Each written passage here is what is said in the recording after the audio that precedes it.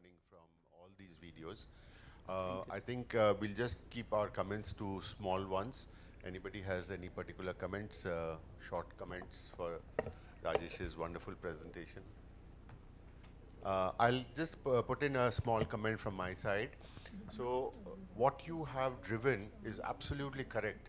You know, the three-piece IOL is the savior in all PCR cases and wherever you need it. However, you can always put in a single-piece lens if you've made a very nice rexis. In so many of your cases, you showed a very good posterior capsular rexis, and you place the lens in the bag, which is very much achievable. And even a single-piece lens or a multi-piece lens can go into the bag because the bag is again very stable. Correct. The second thing is the reverse optic capture that you showed, again, is a nice technique, but not achievable in every scenario.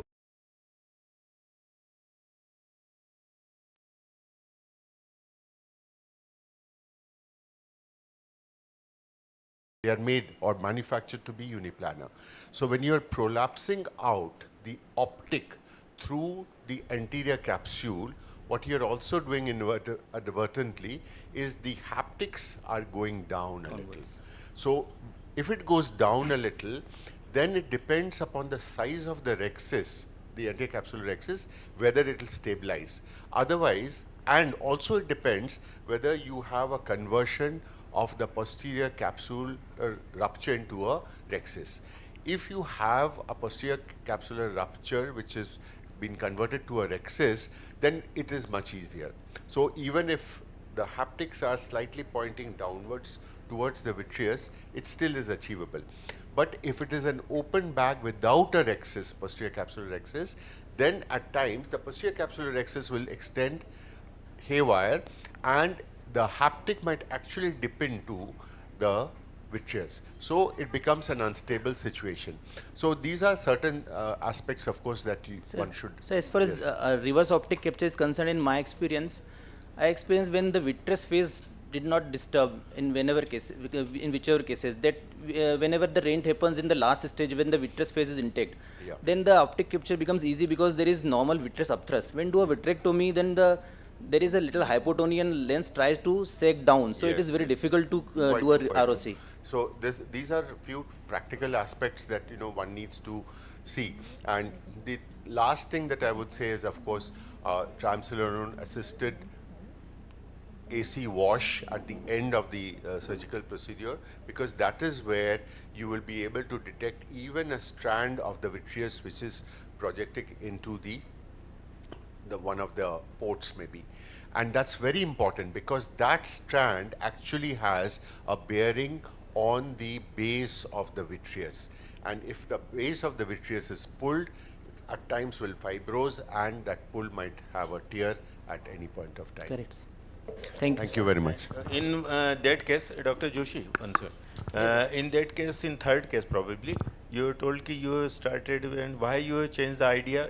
First you were going for phaco and then you just converted it in SICS. So that was a coloboma case. In coloboma, very often we see that the inferior rexis, even if it is made intact, during the surgical manipulations at that point somehow it is weak. I don't know for what reasons. It is little weaker and it gives way and it extends. So continuing with phaco in these cases is little difficult. So I converted it into a SICS and then tried to do this. Again, sir? In coloboma case, putting the haptic or using the CTR to support in that zone. In extended rexis, we cannot have CTR in the bags. And then the optics, the haptic action, that is a routinely 360 optic. So if I am not doing a posterior capsular rexis, then I will put the three-piece in the horizontal axis because rexis extend usually inferiorly. But in this case, I thought little different and did this. There is inferior coloboma, so you want to support with your haptic here? Haptic knots are there because there is zonular absence also, varying grades of zonular absence in the inferior area. So that haptic might lodge in the posterior segment. Yeah, what you're saying is quite correct. So in a coloboma, So the zonules are weak or deficient in the inferior part. So if you have not been able to achieve an anterior capsulorhexis totally and it has run out, then CTR is not an option, because that will again put stress on the, and it might run on posteriorly also. So there again, the orientation of the 3P should definitely be across, Nasotemporal. and it has to be a sulcus placed lens. Okay. I think shall we close Thank and you. go on to the 2 minutes to win. Dr. Rajesh? Dr.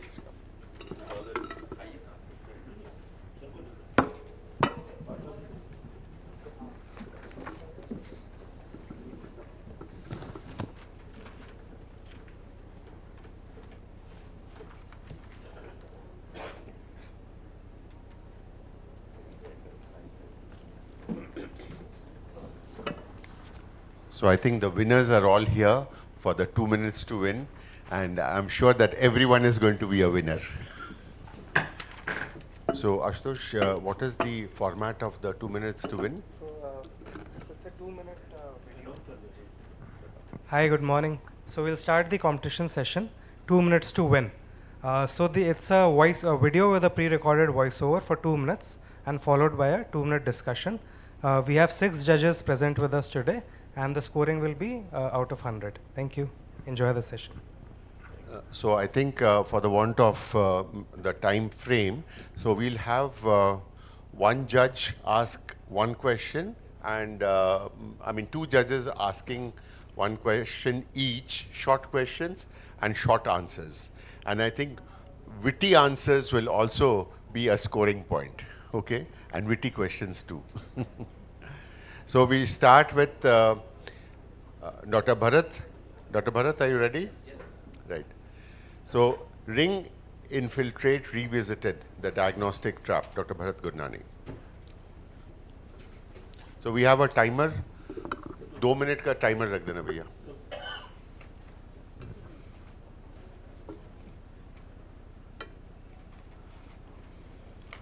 Just good morning, everyone. I'll present on ring infiltrate to.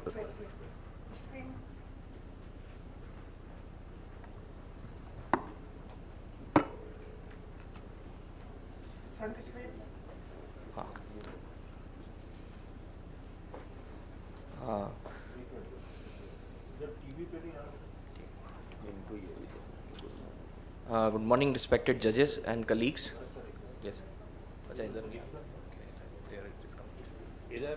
इधर नहीं आ रहा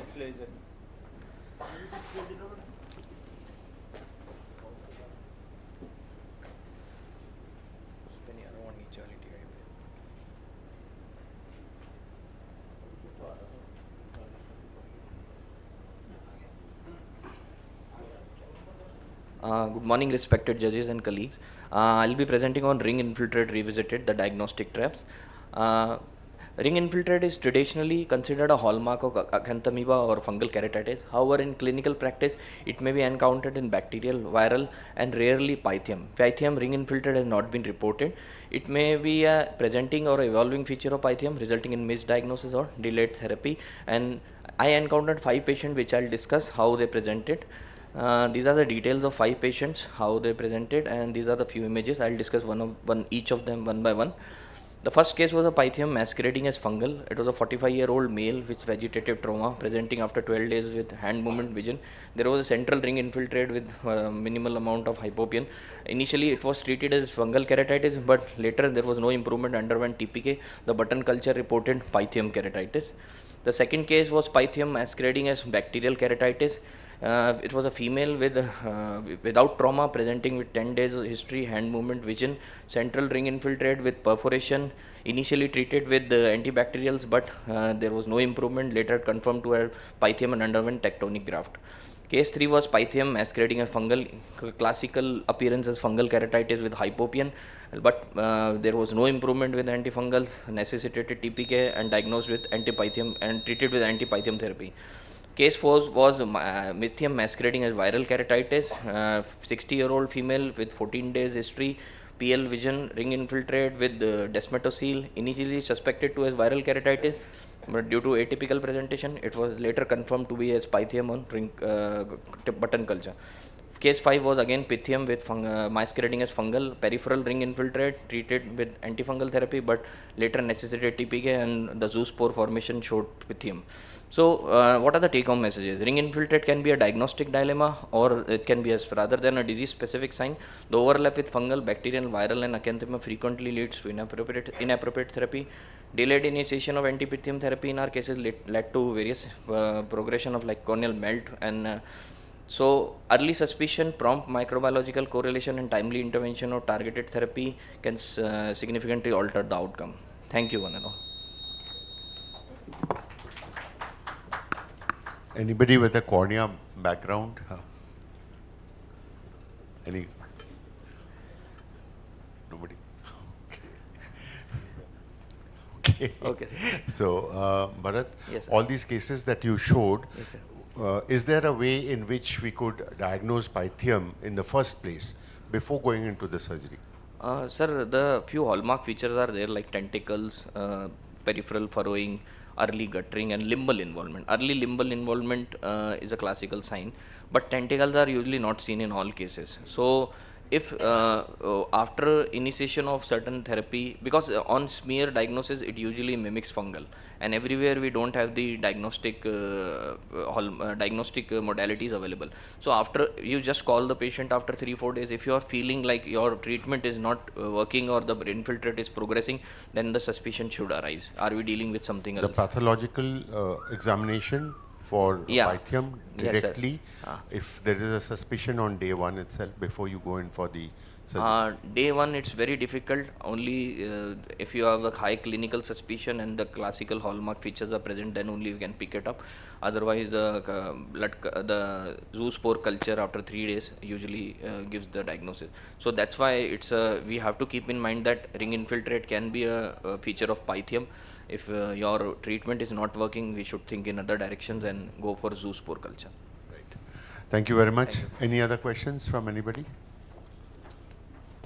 Thank you. Thank you. Thank you, Bharat. Bharat, come over.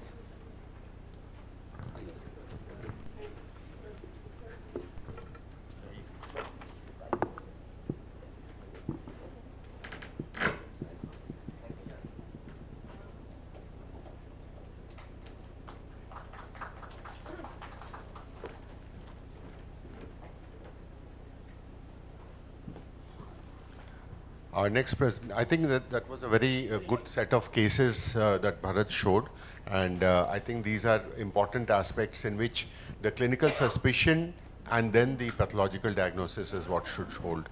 Dr. Anchal Agarwal, Anchal is going to show us Holding Back the Knife, a corneal rescue story.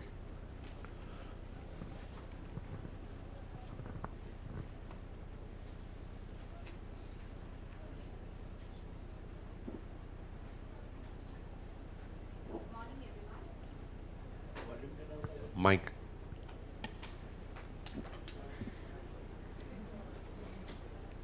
Can you increase the volume? Yeah, it's on.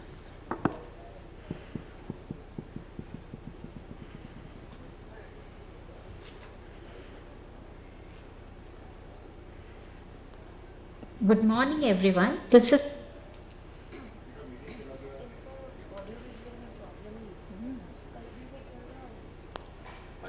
Good morning, everyone. This is a case of a chronically detached Descemet's membrane. And let's see how we save this patient from undergoing a lamellar keratoplasty. The detached membrane was identified using a light pipe. A peripheral iridotomy was performed to prevent pupillary block glaucoma, followed by release of the detached membrane using a 26 gauge bent needle and reverse Sinski, followed by placement of desmetopexy suture and injection of C3F8 gas.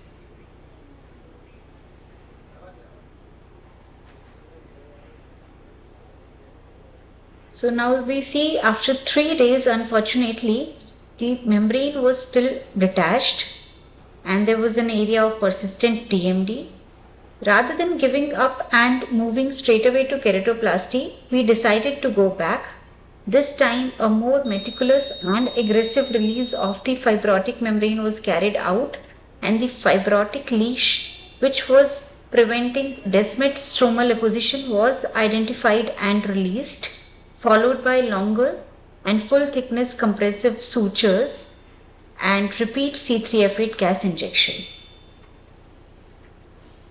And full thickness sutures provided a much stronger compression effect, and at 10 weeks we can see a nice and compact cornea.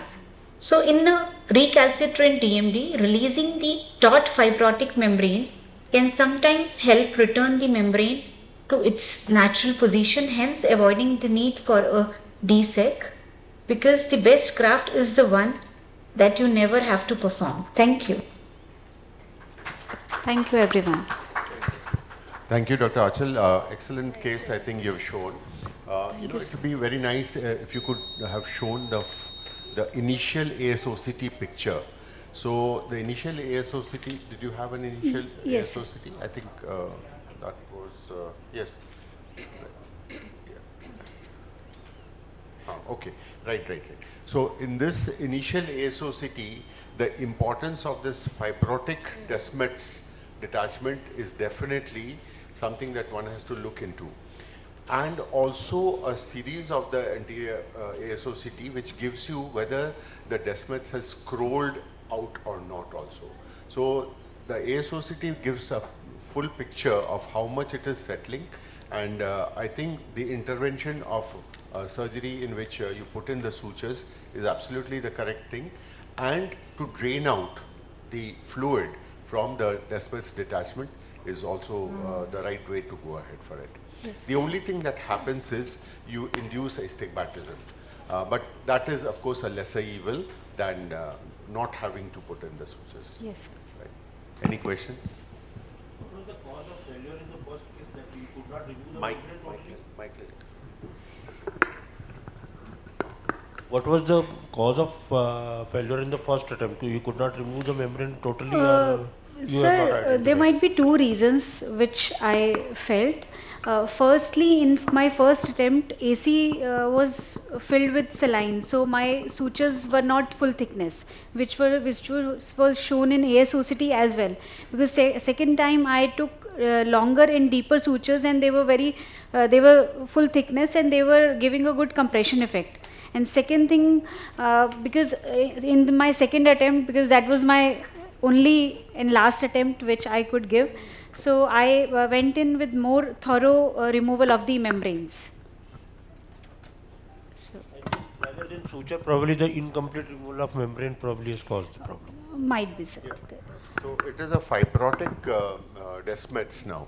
So the pliability of the Descemet's itself is lost. So it will become stiffer and it will be less amenable to settlement.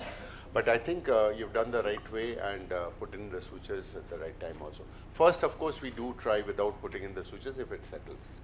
So what I liked about your video is that you took the second attempt before giving up and going ahead with corneal transplant. Thank you. Thank you. Thank you. Please. Yeah, Bharat? It was 3 years. The patient came to me Yeah. It looked, it was a very long, very chronic case. So judges are marking, okay, right. Thank you. Achal, please.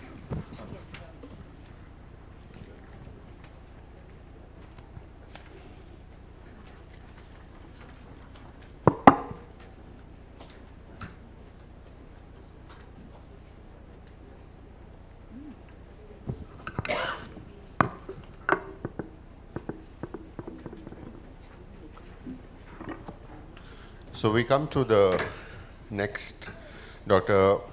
Kirandeep Kaur, and she's going to show us when straight eyes turn crooked, the puzzle of sudden ESO-EXO shift post-surgery. How many squint experts we have here? Monica, by induction. So, good morning, one and all present here. So I'll be presenting the case when straight eyes turn crook, the puzzle of sudden squint post-surgery. So we had a 60-year-old male patient who presented with a history of pterygium surgery, which was done outside 2 months back.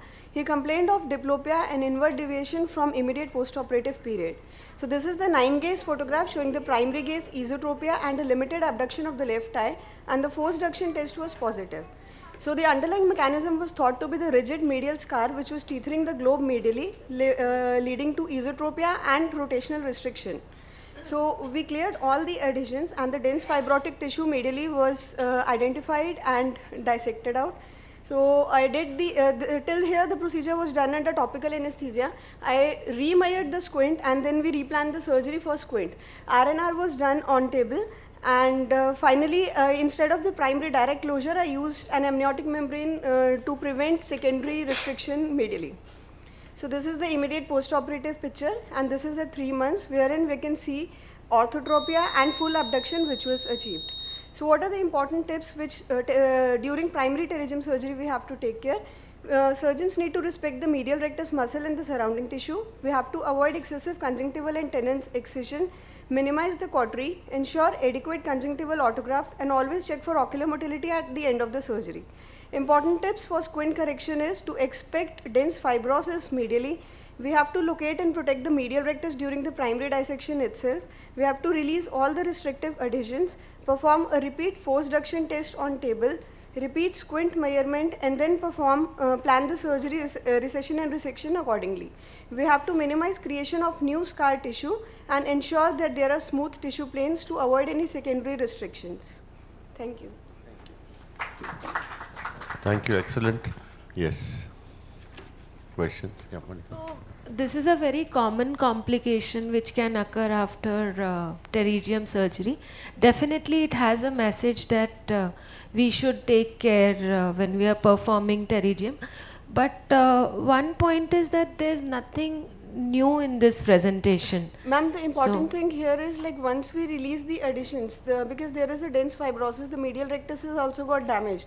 So if we perform surgery under local anesthesia based upon the pre-operative squint measurements, we can suffer overcorrections in the post-operative period. Correct. So the modification that because for me this was the first case that presented with a large esotropia. Usually mild damages to the muscle, they recover over the course of time only. So in this case what I did is I did under topical anesthesia, and I just gave superficial conjunctival block only. So we did not block the patient on table. After releasing all the adhesions, I remired the squint on table, and then the surgery was planned. So that is the main take home message, that we cannot be dependent on the pre-operative findings and then plan surgery, because that will lead to overcorrection. I think that is a very good point, because in squint and both in refractive surgery, pre-op measurement is what decides the post-op outcome. So the main modification here was the remeasurement of the intraoperative squint. You can also do an adjustable surgery in such cases. I did plication only, ma'am, instead of resection, because I was still worried, like if in case I lead to an overcorrection, so it should be in a reversible manner. Thank you. Right. Thank you very much. Thank you.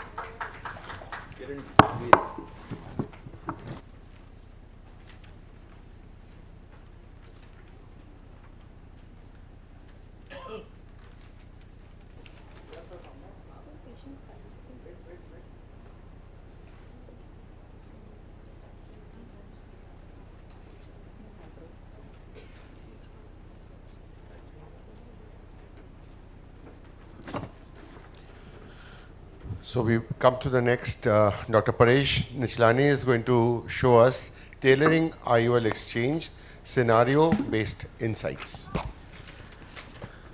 Good morning, all judges and respected senior. Thank you for the opportunity.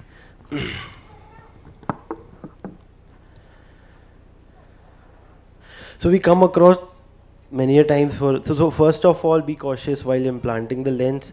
You can save a lot of time. If in this situation, you can use your corneal scissor and cut your lens into 1/3, 1/4 and rotate it and bring it out.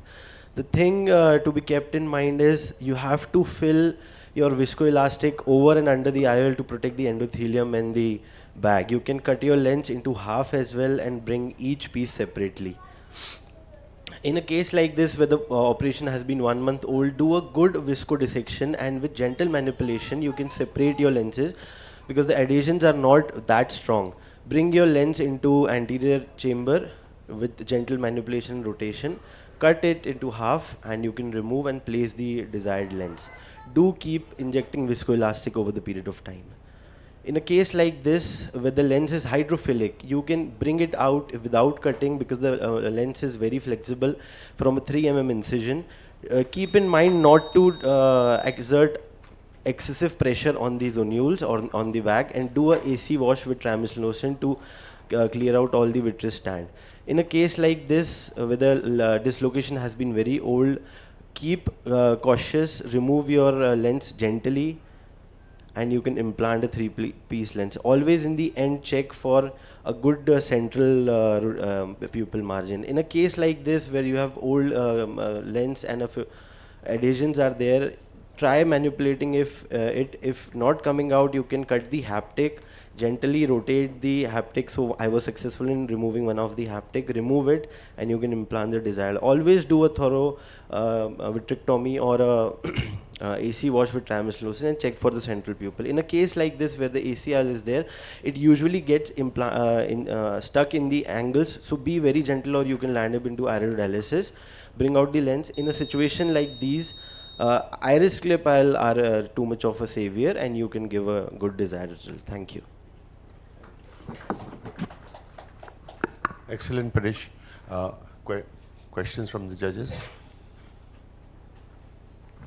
So Paresh, excellent set of videos, excellent. It seems that you are quite a referral surgeon for so many iris defaults.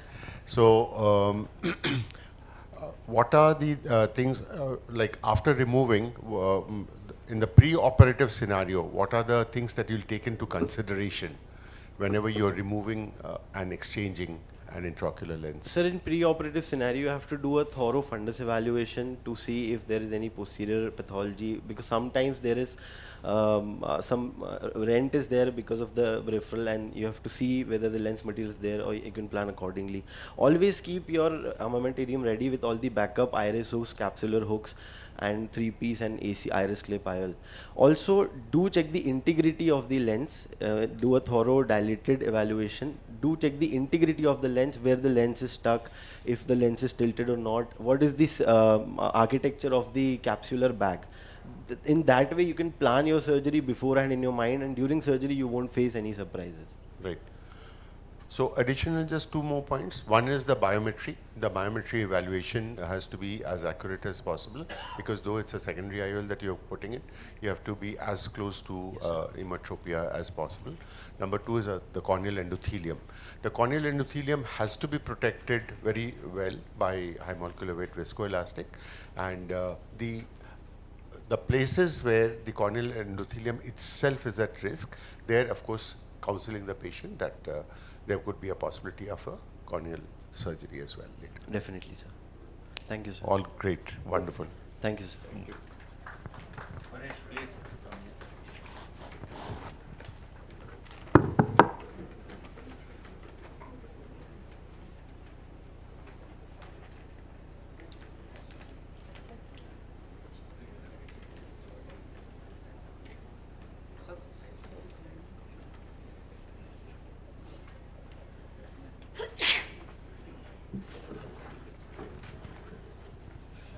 So we have Dr. Nikunj Tank, and IOL exchange EDOF toric is what Dr. Nikunj is going to show us.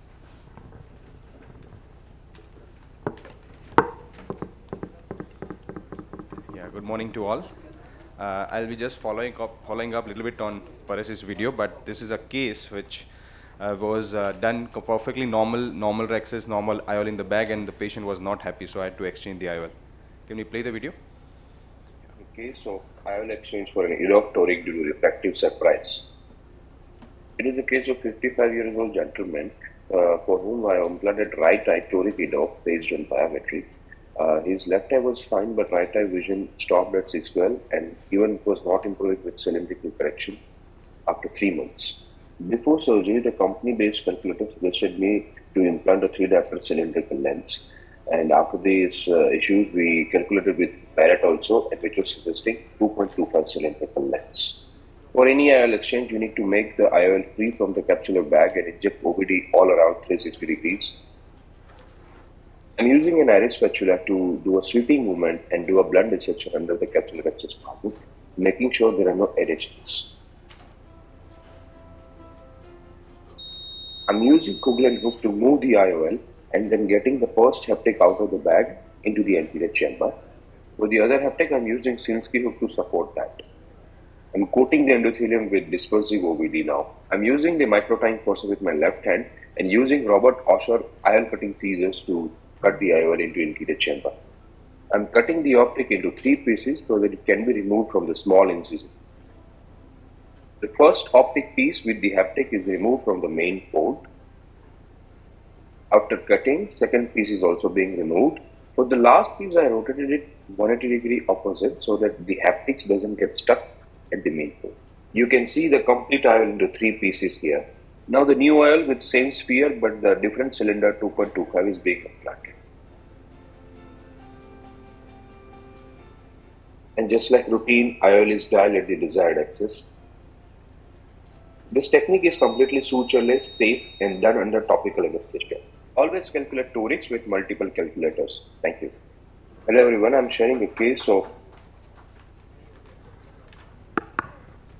Questions? Very nice, Nikunj. Thank you, sir. Where we missed that first time, why there was problem in the first calculation? So, sir, I showed that the calculation which was done in the calculator provided by the company, it showed the 3 diopter lens, 3 diopter cylindrical lens, and patient had more than 2.1 or 2.2 cylinder at the corneal plane in the biometry. So, according to that calculator, the residual error should have been around 0.25 or something like that. But post-operatively, somehow the patient was not seeing clear. He has a company which makes paints and colors and all those things. So his contrast was also very bad. He was not able to identify the colors and all. And even with the refraction, like we did refraction multiple times. We waited for 3 to 4 months before doing this. So we tried everything, ruled out every other possibilities, and then decided to change the IOL, because even with the refraction also he was improving to 6.9 only. And the issue which we understood after the case was done, like the IOL exchange was done, that there was an excess flip in the residual cylinder with the 3 diopter cylinder which I had put in the first place. Once I reduced it to 2.25, that flip was, the residual cylinder came into the original axis, and then maybe patient again was back to normal vision. He was actually 6.6 unaided post-surgery, post-IOL exchange. Before that he was extremely unhappy. It was the same axis where you put the second. Axis was same, sir. Same axis. I showed in the photograph when the history also that the IOL was at 109 degrees, the first IOL. Second IOL also I have put at the same degrees. Only the cylinder we have reduced. Right. About the surgical aspect, Nikunj, so, you showed the right instruments to do a cut, and that is an instrument that all of us should keep in our OTs, and it's a very, very good instrument. And in fact, to keep 2 of those cutting scissors, because they cut like absolute butter. Number 1. Number 2, your grasping was absolutely accurate, because these intraocular lenses tend to slip while you're cutting. But what I would think is, you could have just cut it into half, only up to the center, and then swivel it out. So the Pac-Man technique you're talking about. Yes. So there are multiple techniques, but sir, I did not want to enlarge my incision a bit, because it was a toric lens and I didn't want to change the surgical induced astigmatism for this case. So I wanted to make smallest spaces possible and then remove it. But also in that view, you showed how easy it is to cut into 3 also. Yes. So there are so many ways to skin a cat, and without increasing the size of the incision, these intraocular lenses can be taken out. Any question? There's one more observation which I have seen with IDOS, if there residual astigmatism, or if a patient is already having astigmatism, put a non-toric IDOF, patient does not tolerate it well. With IHANS and all, if they have even 0.75, 1 diopter of astigmatism, they don't tolerate it. Yes, absolutely right. Absolutely right. Thank you. Come.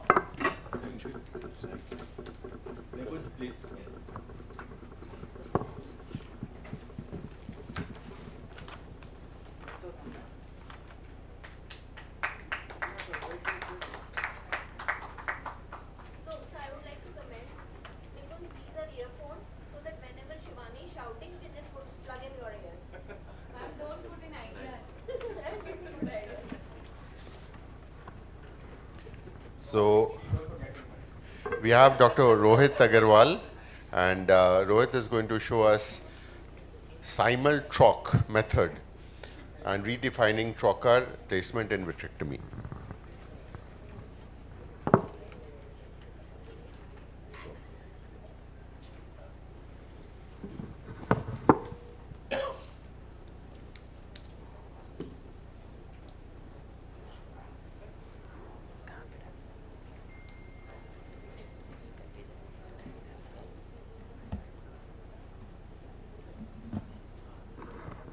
AV team आके help कर दो भैया.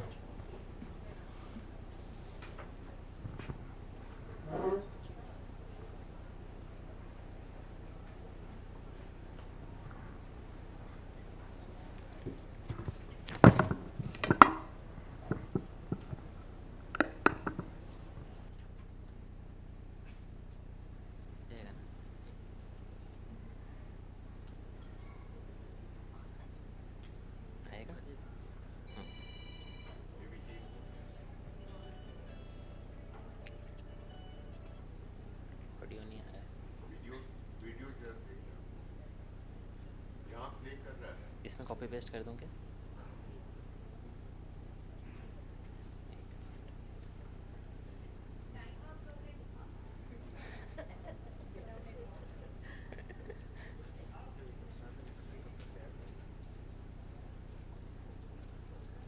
नहीं, मैंने कल भेजा था ना.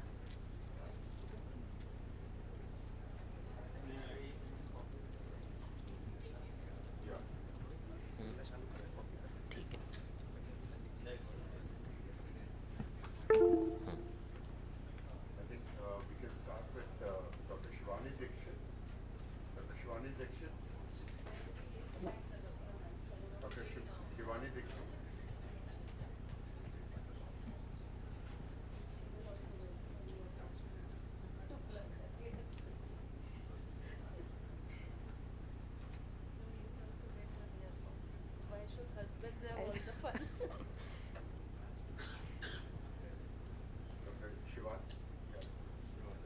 Dr. Shivani Dikshit, and Dr. Shivani is going to show us tension you can let go, fine-tuning in trabeculectomy. Okay, thank you, sir.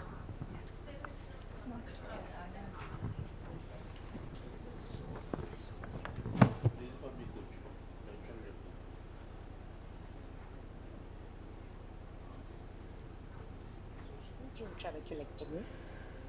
Releasable sutures decrease the early postoperative complications of trabeculectomy due to overfiltration without affecting the long-term IOP control.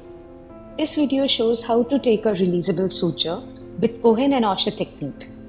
Here, a 10-0 nylon suture is being passed. The needle is passing through the mid-stroma of the cornea. Again, a second bite is being taken, passing through the cornea and coming out of the scleral flap close to the limbus. Now, a third bite is taken closer to the apex of the scleral flap, taking the adjacent sclera as well. While pulling the suture out, try to leave a small loop as being focused here, so that when we take 4 throws, we can just hold this loop and pass the knot. The scleral end of the releasable suture is trimmed closer than what is shown here. After checking that your conjunctival closure is watertight, do not forget to trim the corneal end of the releasable suture as well. So here at the end, we have left small segment of the suture within the cornea, so it is not likely to cause the whiplash injury, which often happens because of the free end of the suture rubbing onto the corneal epithelium. Now here the releasable suture is being removed on the slit lamp.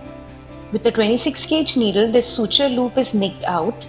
The loose end is held with a plain tang forceps, and gently the releasable suture is wriggled out.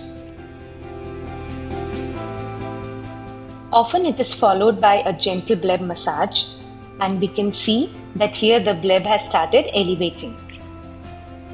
These releasable sutures can be removed early if no antifibrotic agent was used, and can be removed later if mitomycin C or 5-FU was used.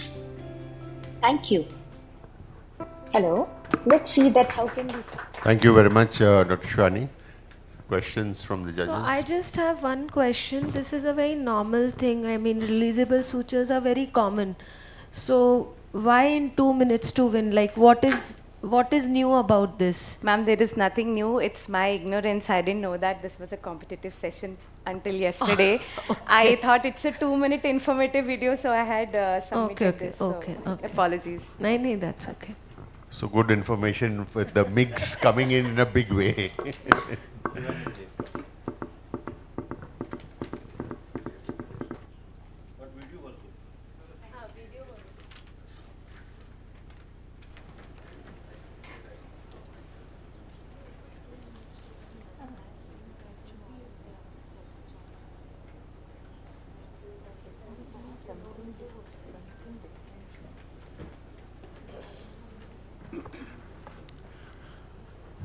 So I think we are all enjoying this excellent format of 2 minutes.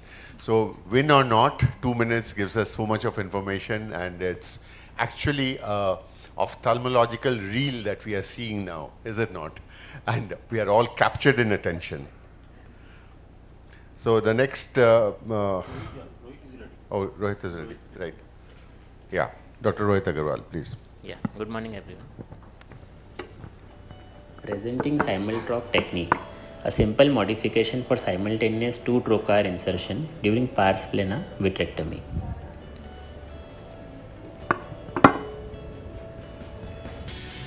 Why this technique? Trocar insertion is usually performed sequentially.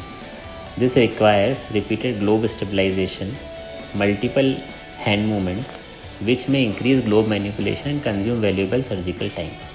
In the conventional technique, the first trocar is inserted followed by repositioning of hand and globe stabilization before putting the second trocar. This involves multiple steps, more globe movement and increased surgical time. The simultroc technique simplifies this process. By introducing 2 trocars simultaneously, port creation becomes faster, more controlled and more ergonomic. Both trocars are aligned before entry, the globe is stabilized once, the trocars are advanced simultaneously through sclera with controlled pressure. This allows efficient creation of 2 ports in a single maneuver while maintaining excellent stability. So it helps in faster port creation, better stability and reduced manipulation of the eye. Thank you. Yes, Chawla ji. At last, at last. No. At last, I think it is good, good thing, but not very that great. If you are saving few seconds, doesn't make much difference. But not about time, but sir, it helps in more stabilized trocar insertion. Chances of lens touch has also is almost negligible in this. Yeah, I agree with that. It is a good new step you have done it. That's right. Any other questions? Right, Rohit, if you want to make it into a paper, then you'll have to have a series of cases where you saved how many seconds and show it and say that this is it, this is the way to go. So I don't do one by one. I always do this technique only. Yeah, so. but for the sake of a paper and a study, you have to show both ways. Yes. But I think you rightly said it's not about the time, it's about the stability which it provides to the globe. Yes, basically it is not the time. Yes. The more important Absolutely. is the stability is much better in this technique. And it was very much visible in the video. Yeah. So that is very important. No, these are very nice techniques, very small take-home points which everyone can put it into their clinical practices and definitely has an importance. Thank you, Rohit. Thank you. Rohit, please come here. Nice presentation.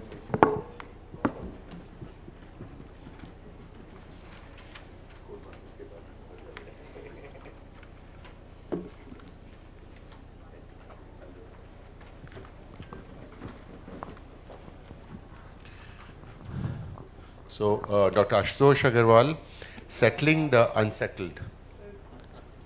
Tips for fluid air exchange during pars plana vitrectomy. Can I have my video?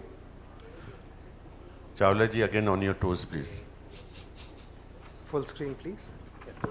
The audio as well. Yeah, so let's settle this competition once and for all. Please start the video.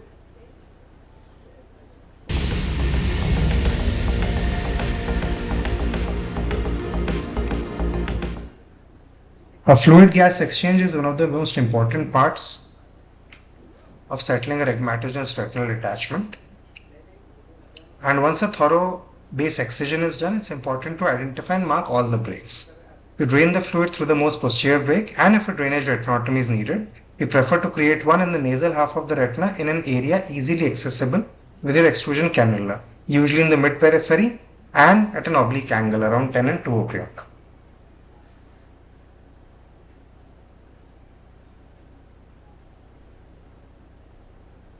In pseudophakic eyes, you may encounter fogging behind the IOL, which can be easily removed with a wave of viscoelastic on the posterior capsule.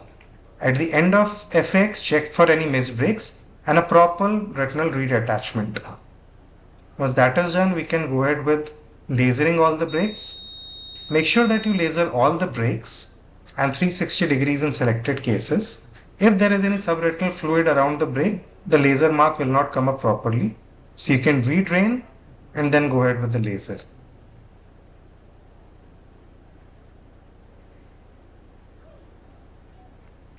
Now we'll see another case. Here I have created the drainage retinotomy in the superinasal quadrant. There are multiple peripheral breaks as well. So make sure to drain alternatively between the breaks and also drain the pre-retinal fluid from above the disc to ensure proper reattachment. Also tilt the eye in the area of drainage to make it the most dependent part so as to get the most fluid. Happy draining. Thank you. Nice video. And definitely that 2 points which you have already mentioned about. During FG, if you are dealing with the pseudophakic eye, using the viscoelastic can give you a better view. But in second case, you have rectified the point which I wanted to make it for the first one, that drainage retinotomy you have made in the nasal side. It is a detached retina, but retina was detached totally. You have made little on the lower side. It was around 4 o'clock or something. You could have made it at superior nasal, what you did in the second case. True. Because going for inferior drainage, creating a break inferiorly is not a good idea. So nice video. Thank you. Thank you, Ashutosh. So we come to the last presentation.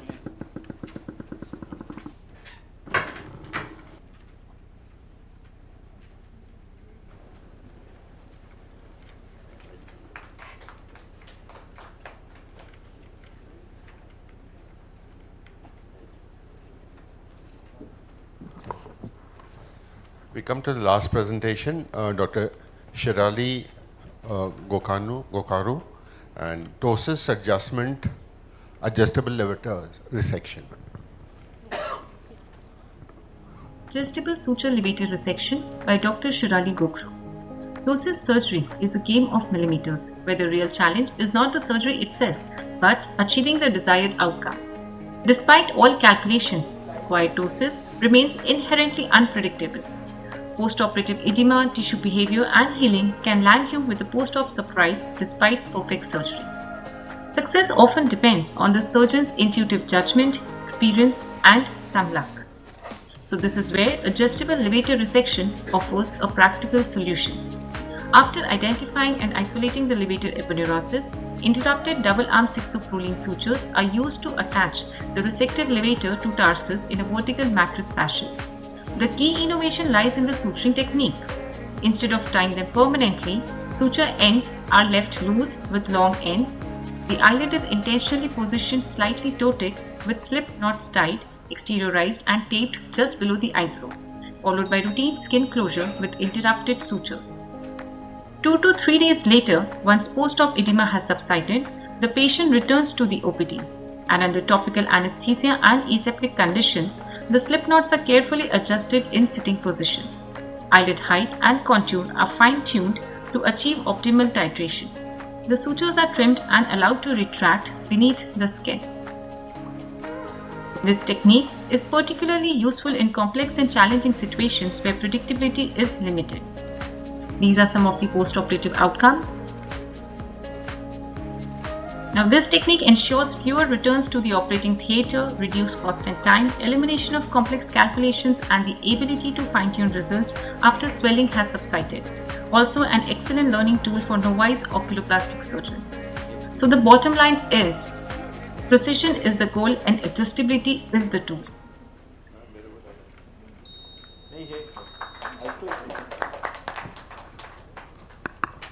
So, judges.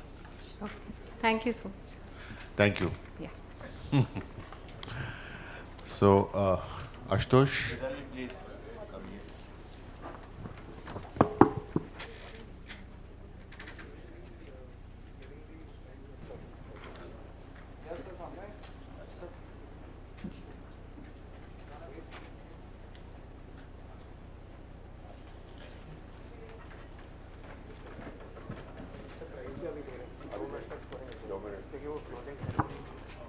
So 2 minute में scoring हो जाएगा.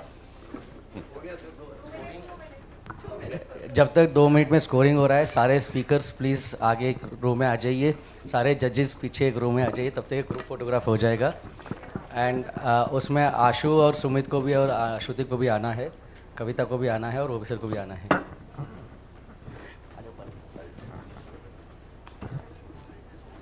But I think, you know, all the presentations were excellent, and take-home points, even if there were certain steps that we've been doing, it's always good as a revisit to the whole take-home messages that each of the videos did provide.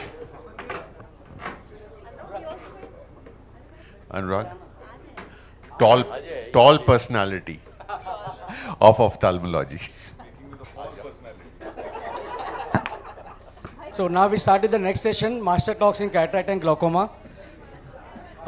Sir, I invite Dr. Mahesh to please come and collect your memento from Vyas sir. Rohini.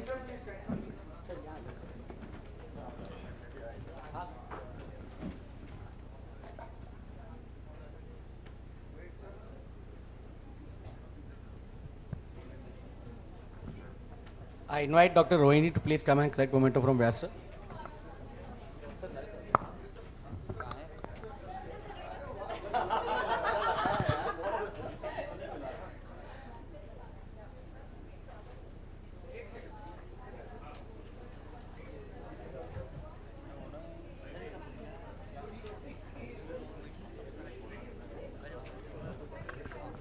So I start the next session, Master Talks in Cataract and Glaucoma.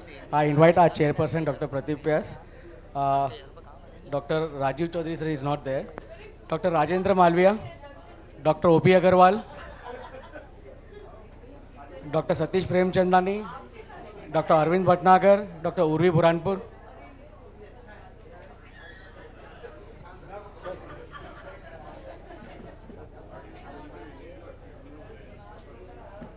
Anurag, we'll take both the talks. Laptop add कर ले. अनुश्री. हाँ, OP sir होंगे.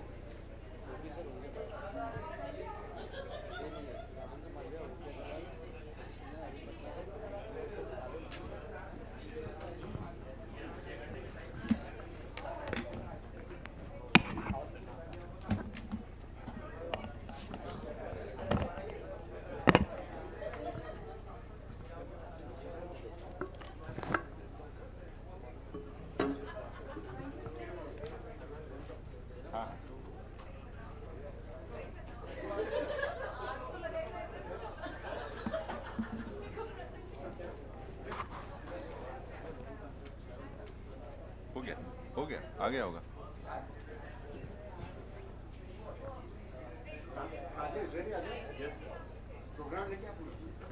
आपने connect किया था, link हुआ था. हाँ हाँ बिल्कुल वही तो.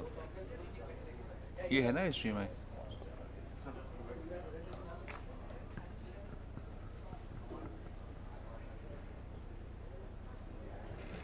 Yes. Good morning to all. So here is another one very interesting master talks in cataract and glaucoma. And we have one very versatile speaker, Dr. Anurag Mishra, who will be talking about toric IOL implantation in tricky situations. And sir will be continuing with the biometry also.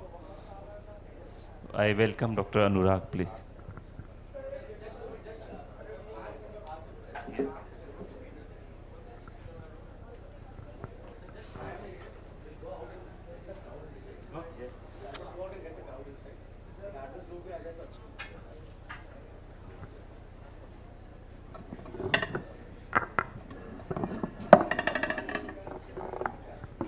आ जाना चाहिए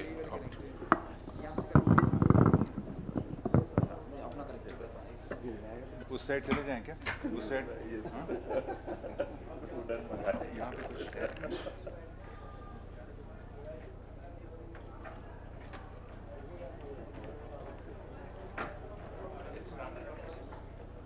Not yet, sir. The first speaker.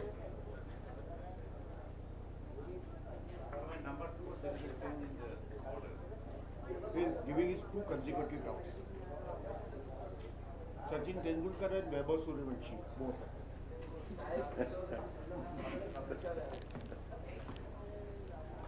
But that was interesting lecture. Who has been called to us? Me.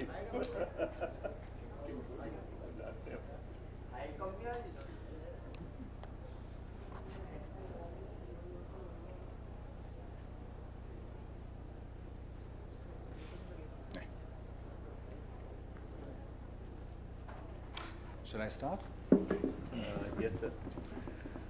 Okay, so before going in for the tricky situations, which would be three to follow, we would begin with how the toric IOL should be aligned to its desired axis of alignment and what should be the little things that we should have in mind before we proceed for the final alignment. The first thing is when it's released, it should be released completely into the bag, and before any attempt to align it along the axis is done, we have to ensure that the IOL is completely unfolded. Now, different IOLs have different unfolding speeds. So if we have to trust the IOL's unfolding speed, we have to measure it beforehand, and we have to see that it's completely unfolded, because believe me, if the scaphoid remains, some part of it remains, and you have aligned it, after it completely flattens out, the alignment axis does change. The other thing is the alignment should be checked when the AC is fully formed. If you are checking the alignment while the AC is a little shallow, the axis will show differently. So it should be checked when the AC is completely formed. And if in the process of removing the speculum, the AC dips a little, then it should be reformed. And before you move your microscope, check or cross-check the alignment again. All of us experience this. This is called parallax. How hard you try, you cannot bring both the IOL markings aligned with the alignment axis. So in those situations, and this happens basically because cornea is a prolate structure and it doesn't always, and we have the mark on the cornea. So when that happens, what you should be ideally doing is keep both the IOL markings on the same side of the alignment axis and equidistant from it. That actually solves the issue. If you want to align one of the IOL dots along the axis, the other will always be offshoot and you end up being off axis around 10 degrees. If you have a small pupil, this is the first tricky situation. If you have a small pupil and you still have a toric IOL to implant, what ideally you should be doing is take the IOL as close to the alignment axis as possible, then retract the pupil, see where the markings are, draw a mental arc as to how much it should rotate clockwise or anti-clockwise, retract the pupil again and see.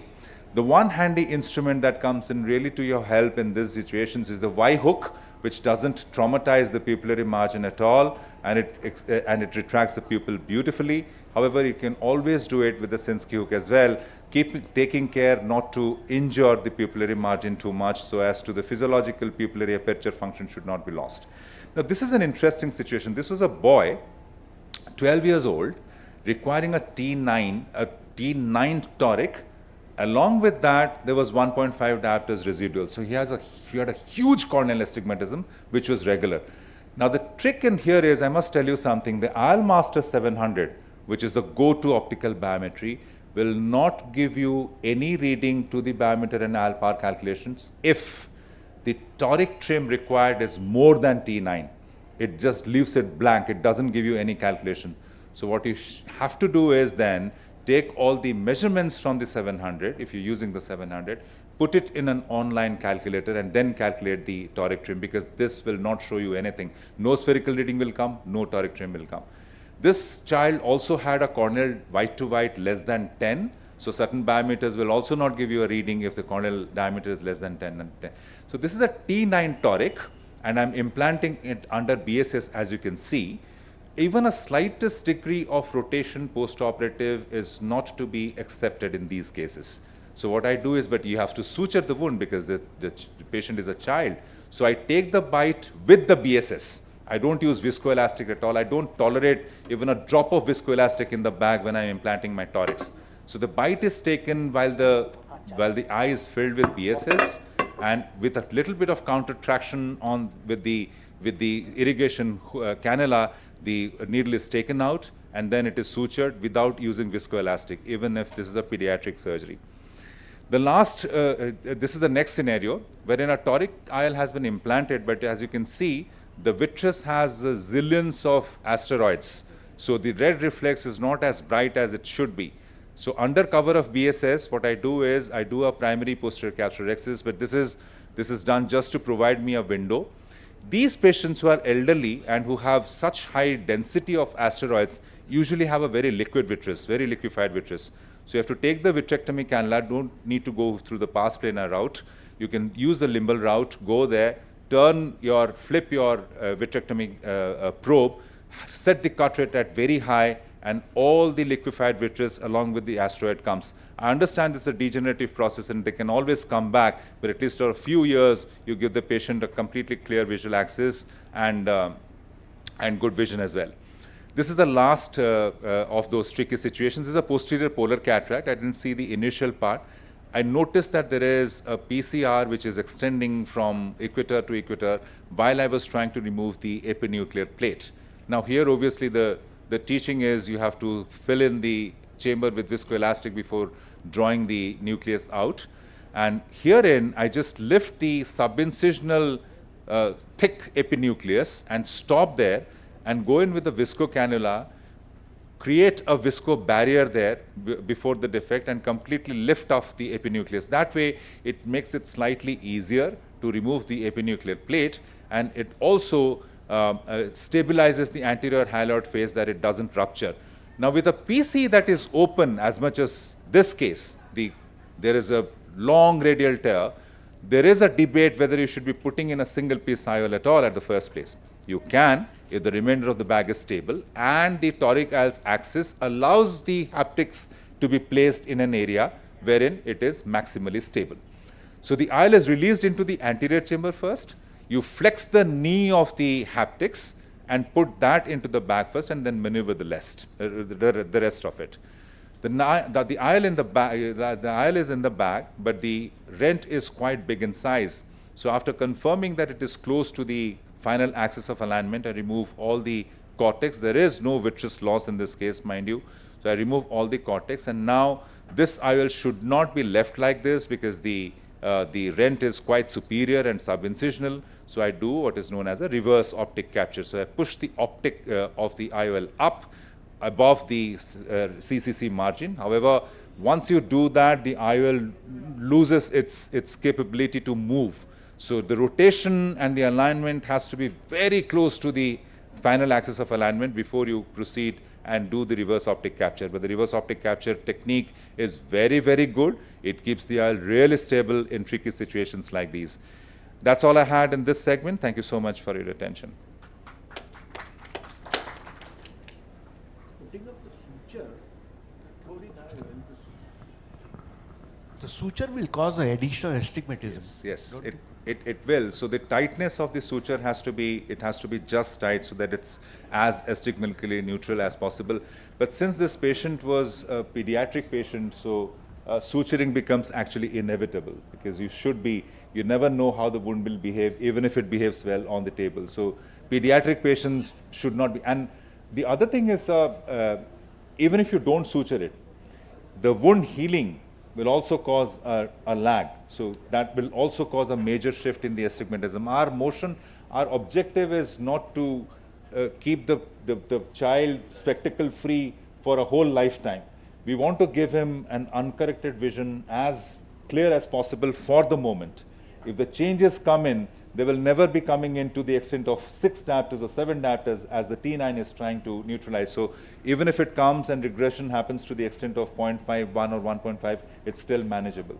But for the moment, immediate post-op, the next 2 to 3 years running, the child should be as spectacle free as possible. PRK for Of course, there are a lot of things that can be considered, including piggyback, but later on in life. But for the moment, it's just the raw vision has to be as clear and as spectacle. If the anterior capsule is compromised, what would you abandon, or and suppose the axis compromised, not exactly aligned with the placement of the axis? Yeah, so if the anterior capsular tear happens during the rhexis and you have an extension to the equator, not posteriorly but to the equator, you have to judge the capsular bag's integrity. And if you have enough capsular bag to support the haptics in the area where the aisle has to be aligned, then you can still go ahead and do it.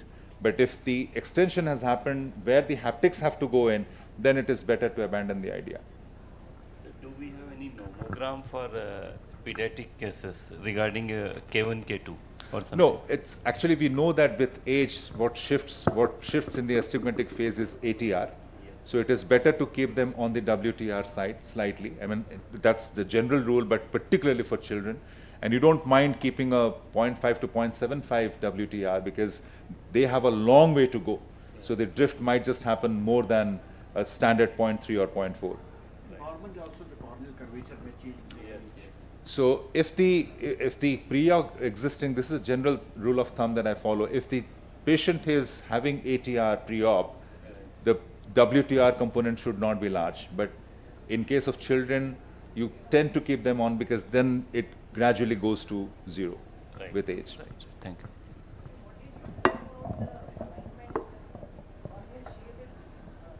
The parallax. Yeah. No, when parallax happens, both the aisle markings will not be aligned along the axis. So if you, what used to be followed by some of the surgeons that I know of is they align the distal dots, the distal aisle markings, and leave the proximal unaligned. What I do is something different. I keep both of them on the same side of the axis, equidistant. That works very well in my hands at least. Actually, what Anurag is saying is absolutely correct, because at times the bag complex is not optimally hydrated, the anterior chamber and the bag complex. So there can be that transient shift, but both the markings should be at parallel to the axis of placement, parallel. So then ultimately when you dilate, even after 2 days, you'll see it's absolutely dot on the axis. Anurag will take your next talk also. Sure. This is a very, very important and nice talk which Anurag has crafted, and I think it will help all individual practitioners in deciding which biometer to buy. I hope so. I mean, thank you so much for the opportunity again. So, Slides. Number 6. yeah. So in deciding which biometry to buy, I've tried my best to at least come up with a very simple kind of flow chart. I'll not call it an algorithm or set of guidelines, but it's a flow chart for making things simple. And we are dividing, first of all, we are dividing, we will have certain divisions in this, certain categorizations. And the first categorization comes in the consultant himself. Where does the consultant place himself out of these 3 categories? The first category would be a beginner, okay? The second category would be obviously an intermediary level of surgeon. And how do we decide that? The number should be at least 100 to 150 surgeries a month, and 30 to 50% of those surgeries should be premium IOLs. By mentioning this, what I just want to take out is, we know that we have government running insurance schemes, and A lot of people have very heavy numbers, but the intermediary level consultant for whom an optical biometry is important should be having this 30 to 50% premium practice at least. And next is the pro, where the numbers should be around 200 to 250 and the premium percentage bracket should be around 50 to 70%. Now these are, I presented this talk sometime back in one of the international congresses and they fainted because these are actually Indian numbers. They should not be considered as Western numbers at all. The next categorization we will have is how much of refractive cataract practice does the consultant do? How much predictive is he towards the post-operative outcome? Is he non-predictive? He doesn't give any assurance to the patient how many cylinders or spheres will he have in his glasses post-op? Is he predictive only for premiums, or he is generally predictive for all? So even if the patient is not choosing a toric, the consultant should be able to say that you will have a 1.25 cylinder to wear. So it changes with the biometry to the biometry.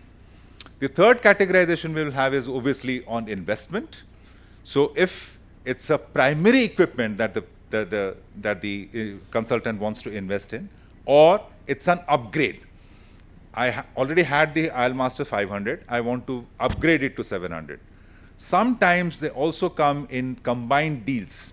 The phaco machine and the biometer, or the microscope and the biometer together. There the consultant doesn't have much of a choice to make, but that's also another investment plan. And do you want your biometry to be a standalone equipment? Only biometry, nothing else. If that is the case, then you should always stick to the gold standard equipment that's there in the industry. And everybody would agree with me that the IL Master 700 is a gold standard equipment, but it only has biometry, it has nothing else. If you want image guidance along with it, there is IDOS, of course, but should you want image guidance with it, you have to have the intermediary or pro level practice, is what your general opinion would be. Why would I buy an IDOS if I'm a beginner? The third is almost all-in-one biometry. When it has biometry, it has several other things. May not be image guidance per se. So we'll come to that biometry a little later. Now we are trying to, after these categorizations, we'll try to bring on a flow chart. If it's a beginner and is non-predictive, he doesn't want to predict, he just wants to do the surgery. What glasses will you wear post-op is not my concern. You will have clear vision though with the glasses. And his investment is primary. Then he should opt for a gold standard equipment, which is the IL Master 700. Remember, the beginner today would be the intermediary tomorrow and the probe day after. So you have to prepare yourself to go to those next two segments. Now, if the surgeon is in the intermediary level and is predictive only for premiums, it doesn't actually work. Because you cannot be predictive. You can't ask the patient to choose the IOL first and then say that you will not be having glasses. You will have to say that you won't need glasses if you are choosing toric. If you additionally don't need glasses for near, then I'll choose a trifocal for you. That's how the practice runs. And then that person seriously needs an upgrade if the thing is not there. And if he wants to be predictive for all, then the image guidance has to come. However, the upgrade can also be to the almost all-in-one biometry, should he wish to look at other things other than the axiometry and the keratometry alone.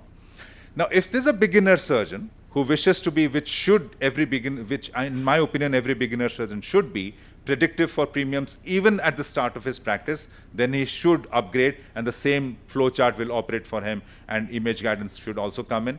An intermediate surgeon, if he is non-predictive, I mean, he is managing 100 to 150 surgeries, 30 to 50% premium, and yet is non-predictive, and in my opinion, he should have a primary investment. It's high time for him. Now, coming to the pros usually depend on the combined deal that we just talked of, but I mean, they can also opt for the almost all-in-one, which is the most expensive biometry also. Now, these three are the biometers that I use in my practice. On the left-hand side is the 700, in the middle is the IDOS, and here is in the Anterion from Heidelberg Engineering. The one on the left is the gold standard. Here it comes with the image guidance, the middle one. And this has an ASOCT, has aberrometry, has topography, has tomography, has a lot of things inbuilt. Let's look at the pros and cons of all these three so that it's easier for us to make a choice. The pros will be highlighted in green, the reds will speak of the cons. The 700 is the gold standard, we've all talked about it. It's the fastest scan in the industry. Takes the scan in the blink of an eye. And it also has a telecentric keratometry, which you don't need to focus the biometer exactly on the cornea to take the keratometry. However, I don't consider, I'm talking about myself, I don't consider that to be a strength at all, because it's lousy at the same time.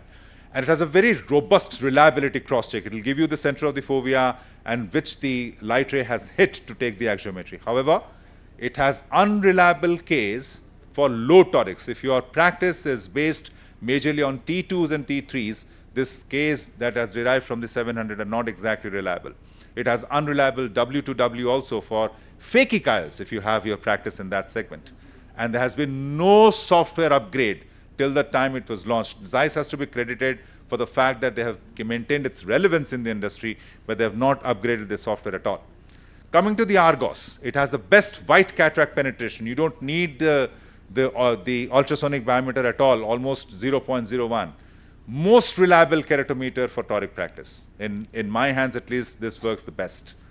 It has a robust processing algorithm. It takes time, processes data, and gives you the sum of segments axial length. Of course, it has image guidance, but the cons are, it is mighty expensive. For what it does, it's mighty expensive. There is no auto-calibration. 700, you cannot take a reading before you calibrate the equipment. But IDOS, you have to calibrate it manually. There's no auto-calibration that takes place. And there is an user bias. It doesn't have the reliability cross-checks to the extent that the 700 has. So you have to rely on the user's knowledge about taking readings. The Anterion is an all-in-one machine, as we discussed. It has a non-Placido K, because it doesn't take the tear film. It takes the swept source OCT, 26,000 points it takes into consideration before giving you the keratometry. However, there is a flip side to it, and it also has tomography. It has the most flexible platform. You take the raw machine from them, the hardware remains the same. You wish to upgrade to Cornell, you wish to upgrade to angle metrics, they'll just come and update the software and the machine works fine. So it's all upgradable. But the flip side, I told you it's a non-Placido K. The keratometry with the Anterion is the lousiest. By lousiest, I don't mean that it gives me a wrong reading every single time, but if you want to establish your toric practice, the Ks of Anterion are the least to be believed. It doesn't penetrate whites. Despite of having a light which has a wavelength of 1300 nanometers, it does not penetrate whites as much as even the 700 does. It's not the most reliable hardware as well. The hardware keeps on flunking, and the engineer has to come time and again. But the good thing is they do it online sitting at their center, so it's connected to the web. So these are the pros and cons. You decide for yourself. I remember I asked Dr. Arup when I was deciding on my first IOLMaster 500 many years back, and I asked for the comparison with the Lenstar, and then Sir's guidance had helped me zero in on 500, although he was not very clear in he said you have to choose, but these are the pros and cons. So the pros and cons have to be outlined clearly and unbiasedly before. I did not want to be dubbed as a competitor. No, of course not, sir. You never are. You never are. So thank you so much for your attention.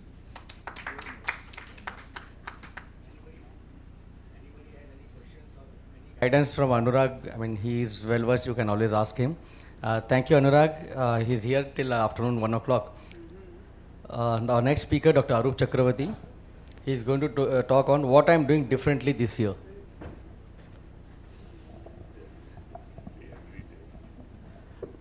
So for the audience, if you all want to know the physics or the technology part, Anurag is here, please meet him. He will be able to explain you more in detail. He'll give you individual time also. Before I get going, just a few comments. Anurag, wonderful presentation as usual. I am still with my IOLMaster 500. I think that was the second IOLMaster the Zeiss sold in South India. It is doing extremely well. It is out of warranty if they don't service it, but it is doing extremely well.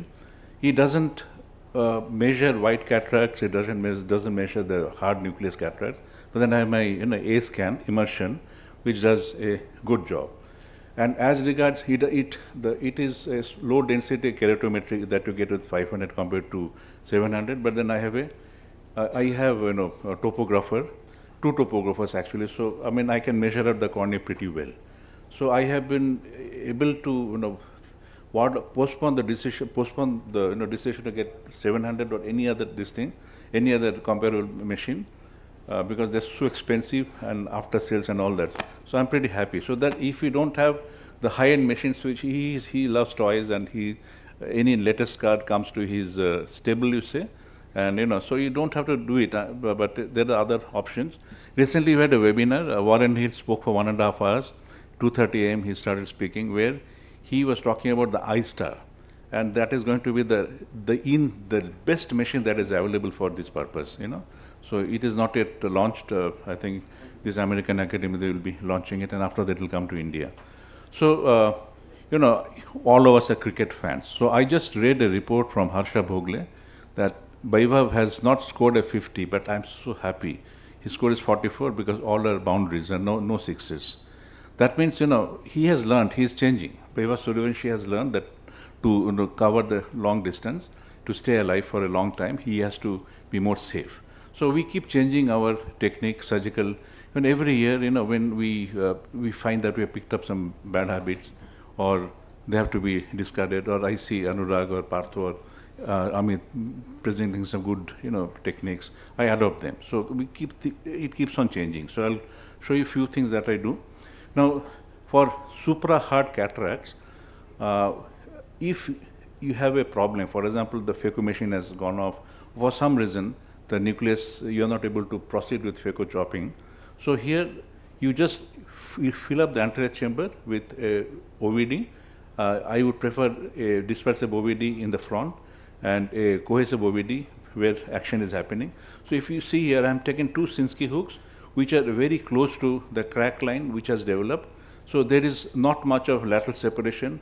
And I have also I forgot to emphasize that before I started this maneuver, I have injected some cohesive OVD behind the nucleus so that there is sufficient space between the posterior capsule and where all the action is happening. So the posterior capsule is not stretched. So once you have divided the nucleus into 2 pieces, subsequently, you can do whatever technique that you follow. So this was another case where patient was becoming uncooperative, and there's a lot of arcus senilis, and I thought, okay, let me make it a little safer.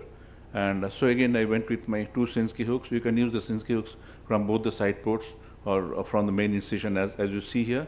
Or you have an option to determine something called as preferences. So I say that, so I have 5 different personas or avatars that I've created. I said, okay, give me answer as if Eric Topol is kind of, and Eric Topol is one of the very famous health AI researcher things out of it, or give me an answer as maybe Dr. Amit or maybe Dr. Kim or Dr. Rajiv Raman, who has a lot of connection to Indore, I believe, and now he's so you can force an AI to give an answer in a way that kind of you're basically looking at. Sometimes I specifically want to look at an answer as a regulatory perspective, because we build commercially AI products, and I wanted to see, okay, what is the risk level? Why, in my mind, it is a class B or class A, but it could be, the risk could be much higher there. So you could actually tweak your prompt accordingly, where it's saying that, okay, give me an answer in all these 5 different personas.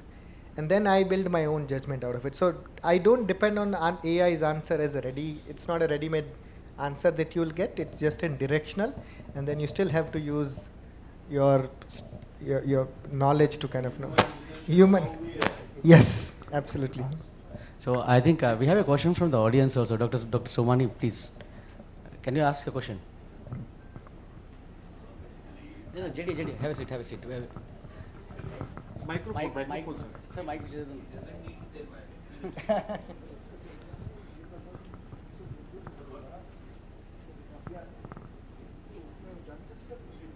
Press करो. अरे mic चालू करो ना. Mic चालू कर दे वहाँ पे. Keep it pressed for 30 seconds. Hello. Yeah. Basically, I think whatever you have told, it becomes an assistant to you. True. and your intelligence, your experience, and your knowledge is the final decision. It is an maker, extension right? of you. Even in Yes. ophthalmology and in medical science, I think AI will support you to make your schedules, to make your appointments, to send messages to your patients when your appointment is scheduled, to come back, and whatever reports comes. So it guides for that.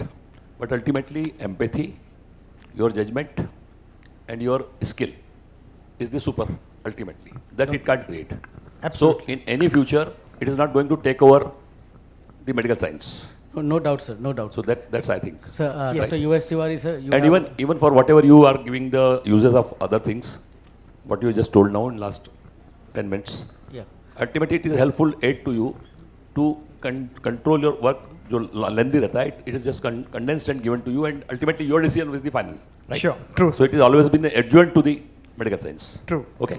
Dr. Tiwari. Suppose I am required to upload my reports like MRI brain or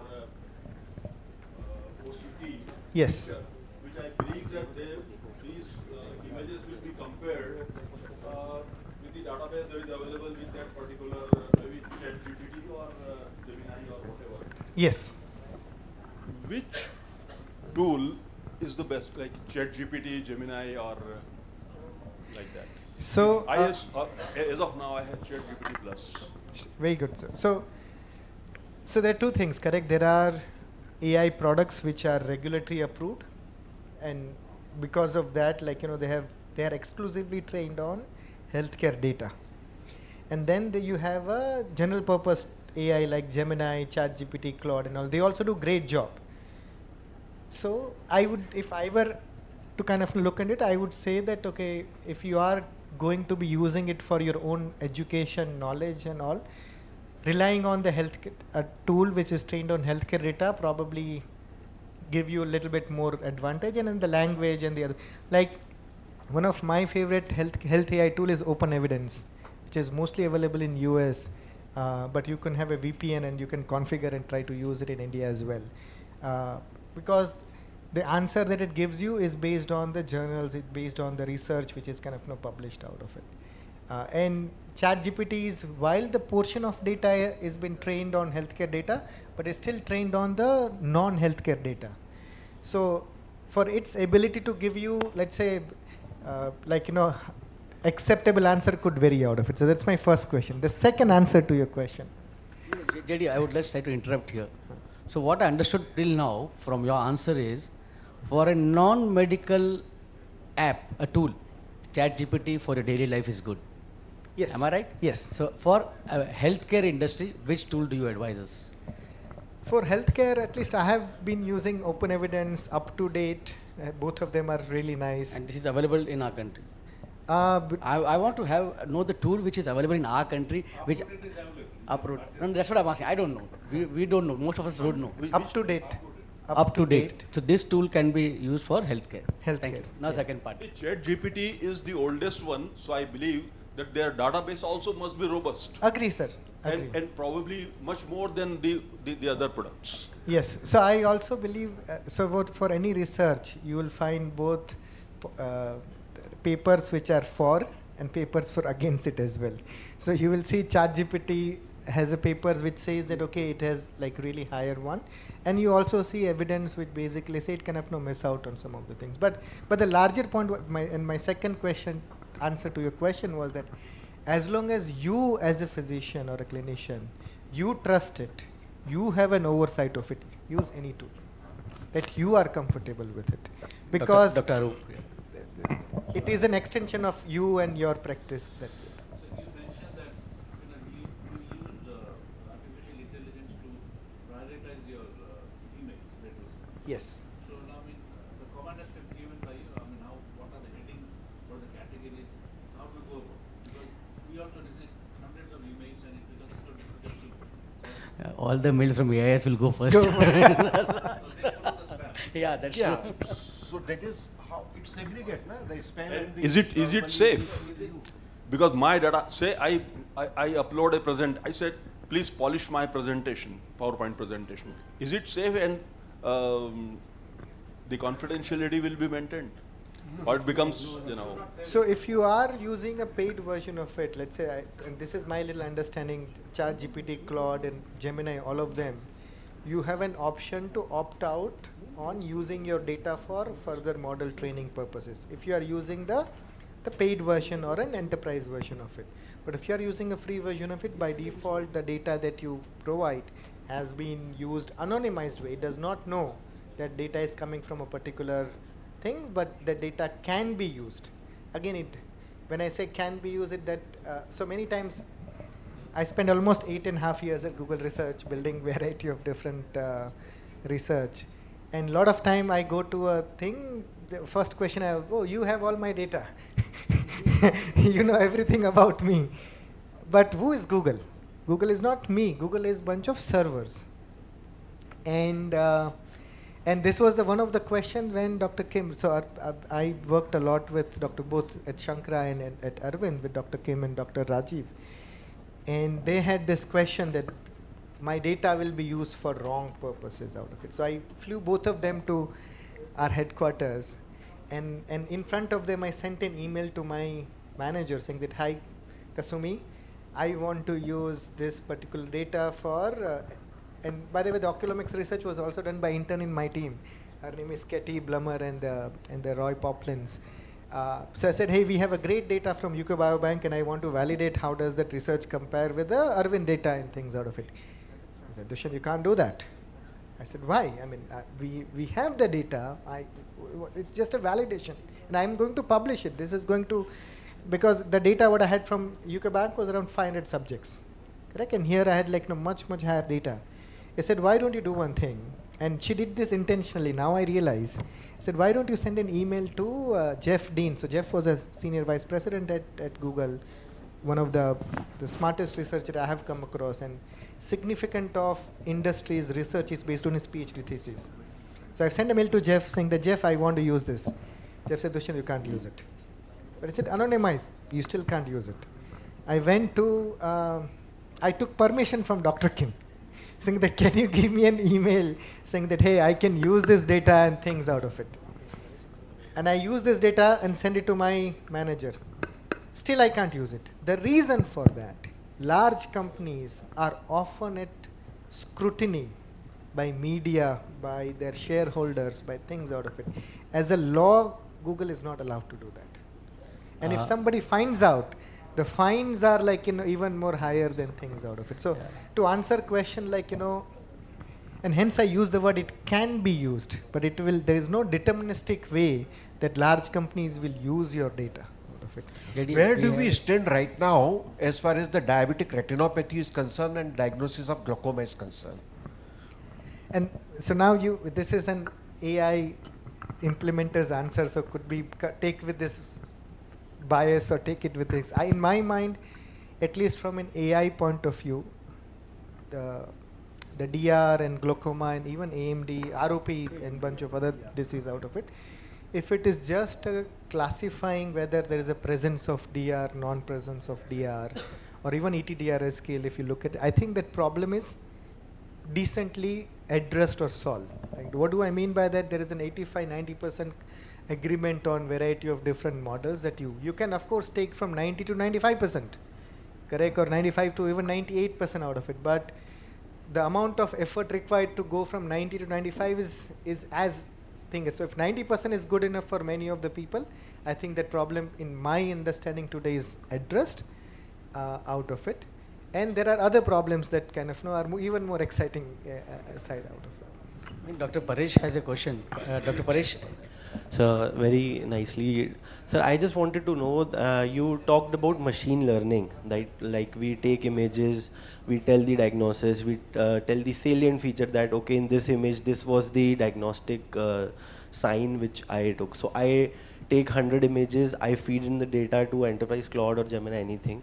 So will that, now I'm expecting result that, okay, I'll take a picture of a patient coming into my OPD, I won't tell the diagnosis, I'll put that picture, I'll get in return the diagnosis. So will the server, the artificial agent, it will only analyze the data which I have entered, the 100 images which I have entered, because that is all my knowledge. in some place I can also be wrong, or it will analyze the whole data which is there with the So AI. it, yeah. Various doctors, the whole database. So depending on, again, if it is the, so let's take an example of it.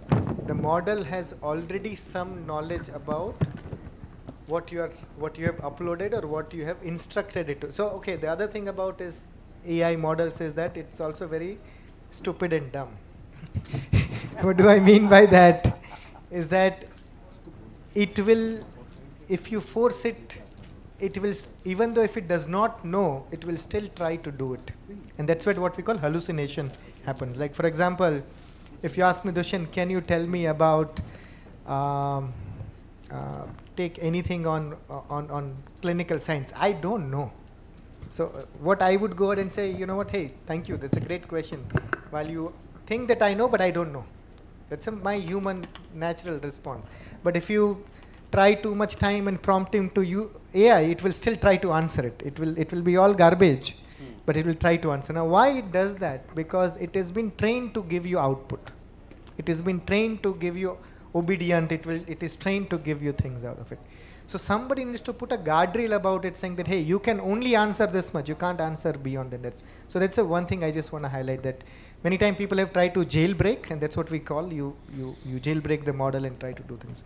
Now to your answer, sir, a model, when it is trained, when it is being made public, it has used variety of corpus of data, imaging, non-imaging, video, text, things out of it. In that, it will try to kind of know, and in computer science, like funny part is that, and now you will all take this with a pinch of salt, if I am able to classify between apple and oranges with significant knowledge transfer, it's called transfer learning, I can use the same algorithm to classify between presence of DR or no presence of DR.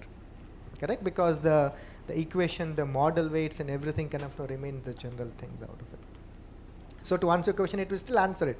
But it does not have the specificity of, let's say, maybe you're using Messidor class grading, maybe you're using ETDRS grading, maybe you're using ICDR or something out of it. It does not understand that. So that's where you will see the model performance or output will be slightly different or may not really meet your expectation. So in that case, you kind of prompt the model again, saying that, hey, can you give me something about ETDRS? Or this is the kind of, then it will go search about it, it builds its own understanding. Now in that shortest period of time, its ability to extract information, learn it and give you output is remarkable. It's and sometimes I find it surprising as well. But in spite of that, my recommendation to you is that you take it with pinch of salt. So it is not trained on your data. It is what it's trying to do is to transfer learning. It's trying to kind of basically based on past knowledge, it is trying to kind of say, okay, if I know this, can I apply this, and how factual it is correct. And if it is somewhere in the ballpark of 70-80%, it will still give you the result. Did I answer your question? So I didn't get it correctly, sir. So basically, if I am putting all my data, and if the AI agent is analyzing only that data, that will be just my knowledge. No, it is. That's what I was trying to say. It is doing from everything out of it. It's not just your data. That's no, but it can analyze his data. It can analyze his data as well. Both way, yes. But the knowledge to do that. If you want to compare, then yes, it can analyze with entire database it has. Yes. Dr. Ulka. No, I think I was, according to my understanding, whatever we get is the screening. The thing like glaucoma or diabetic retinopathy, it is the screening, and out of 100, that's what he said, I think, 90 or 95% may be accurate, but you have to still oversight. You have to go it in deep learning from yourself to finalize the diagnosis and to treat it. Yeah, but the deep learning will tell you that whether it has progressed over a period of time or not. Hey, so microaneurysm has increased from 3 to 7. Deep learning from doctor, from physician or surgeon. Dr. Bata, you have something. Yeah, so it's really interesting to have you speak on the overview, and but what a very basic question is, You know about the tasks that AI can do. You know the tasks that we, practitioners of ophthalmology, do. Now you tell us where we should incorporate AI into our day-to-day practices, number one, into day-to-day administrative for our hospitals. So again, practice is vary across India to India, but I think the three things that I would probably recommend, and that helps you in terms of kind of doing things out of it. Number one is lot of time, like doctors spend, at least I have seen in documentation purposes, and rightfully so, correct? Because that knowledge helps you in a future clinical diagnosis, maybe figuring similar cases. I think that I would say today, with a significant amount of accuracy, the AI has evolved.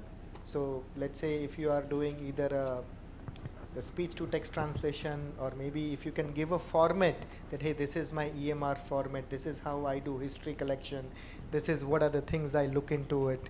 I think that can be automated fairly. In fact, not just automated, it could also give you that, hey, IOL pressure like this is kind of no busy outlier. You may want to do these things, or let's say if I look at refraction on things out of it, I think so. That's a one area I would recommend that. The second thing I would say is that you prompt. You can write a prompt and kind of say, okay, bring me the similar cases from my EMR which has gone through something like this, and can you help me draw let's say a graph which basically says, okay, what could be the treatment course look like, or what has been the kind of clinical efficacy look like. That could be a second one. Screening, as I said, is a third one, but again, I don't want to sound as I'm pushing the product of a company that I work for. But otherwise, like, these are the obvious things I would look at. The other thing I would just try to look at purely from an, the way how I look at it is that the doctors, and especially ophthalmologists, have two eyes. An eye which is a practitioner's eye, and the second eye is of a researcher's eye, correct? How do you look at from where your researcher hat and try to see, okay, what it needs to do still better out of it? I don't think that is coming enough out, at least in my way out of it. You'll see only 10-15 groups globally in ophthalmology is doing this research, and which is good and bad. That, okay, good something one is doing, but bad is only 15, correct? How can we have more of you kind of come and tell this, okay, if it's working, it's working. If it's not working, why it is not working? So those are the areas I would say. Clinical workflow, if you see there is a value, and setups like Arvind and all, they'll see a value because there's a volume there, correct? But if for a small clinic, it may not be of things out of it. So that's my other observation. Even our students, they write Teaching thesis. is another example. Yes. They put it in the chat GPT, and next day they bring it. हमने सब पूरा No, कर but दिया. JD, I'll tell you something. I tried, I mean, for all of us, we do present in various platforms. Today, suppose I want to present a PPT on mix in angle closure. I give this command to chat GPT. It will give you. It prepares. It gives lot of stuff, lot of kachara. Yes. But again, when I take out the points from that, I feel कि यार फालतू में बोला, time waste किया, मैं अपना खुद ही बना लेता हूँ. So I mean, people talk, PPT खुद बनाओ, tell them to touch up, tell ChatGPT to touch up my PPT, decorate my PPT, make it more nicer. That will do. But scientific data, I still feel lot of times when I give the command, prepare my this thing, it's so horrible. I mean, you can't. So why then if your diagnostic criteria for DR, glaucoma, ARMD, ROP is so accurate, then why this command can't be accurate? So the reason, you are absolutely right, Dr. Amit. I think not only we also face the same challenge. You are into AI. So I think the task there is to mostly be how you are precise and how do you kind of we tell things out of it. So my prompt when I write a document or when I write a PPT or something out of it, I basically say, this is what I want. I say, slide 1, do this. Slide 2, do this. Slide 3, do this. So I go in extreme detail. It's like have you tell a child or maybe somebody junior out of it.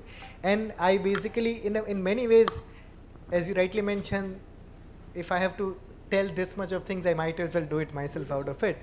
But then what I want to do is that I'm not looking to offload that task. I'm looking for new ideas from it. Correct? So that is I think the thing I would do it. Sorry. I will tell you, what one important thing is happening these days, that, people are writing even abstract through AI. So now you have to give the disclosure in some important meeting, and this is for Dr. Partha, that they should start in the AIOS as well. Because the people, they just give a command and the abstract is ready. And once the abstract is accepted, you ask him to write the full article, so it will write the full article. Started, sir. Started. So you thought of it and we have started. But here you cannot check the plagiarism. It is a difficult. No, sir, we can. Plagiarism checks are also possible. And in fact, abstract duplication and the percentage of abstract duplication is also possible.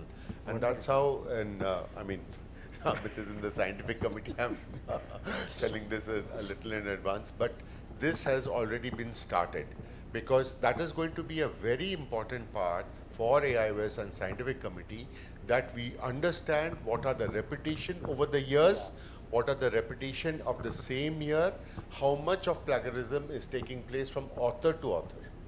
Wonderful. So you have a database now of everything. Dr. Arpita has a question. So sometimes we see whatever we talk and we start getting everything on Facebook and Instagram. Is it also AI, and how can we prevent it? Block all, I think. You answer this, yeah. No, you want to prevent it? Stop using it. Yeah. On the lighter note, before you answer. So, I watch birds photographs and how people take photographs and things like that. Okay, but my wife, she watches, aesthetics and, sari and all that. So if I'm using my wife's phone for something, so I'm going to see all those things that she likes. But when I'm using my own phone, then I'm going to see what I want as a recreation. So, there are two ways of looking into it. If you are interested in a particular, it's a prompt from the AI that you can see this reel and this reel and this reel and this reel. But again, if you don't want to, then you can deselect it. Yeah. The question is, and you can do the fact check as well. Whether it is a real reel or it's a artificial intelligence made reel. That is also quite possible. Does it listen and do the things accordingly, or just we type JD, the I think text? you can answer what she's. So to answer your question, it won't do auto. So there are permissions in the app, and then you have to do it. I usually on a conservative side of it. So I said, okay, use my location, use my microphone explicitly when I ask it to do it. It wouldn't really do it like, it doesn't do ambient listening, which is like, in the background it is listening all the conversation out of it. But what you're saying, ma'am, is again very common. A lot of people have come to me saying that, okay, I was talking about a bike and Google suddenly showed me a sponsored ad about the bike and other things out of it. Now what happens is that,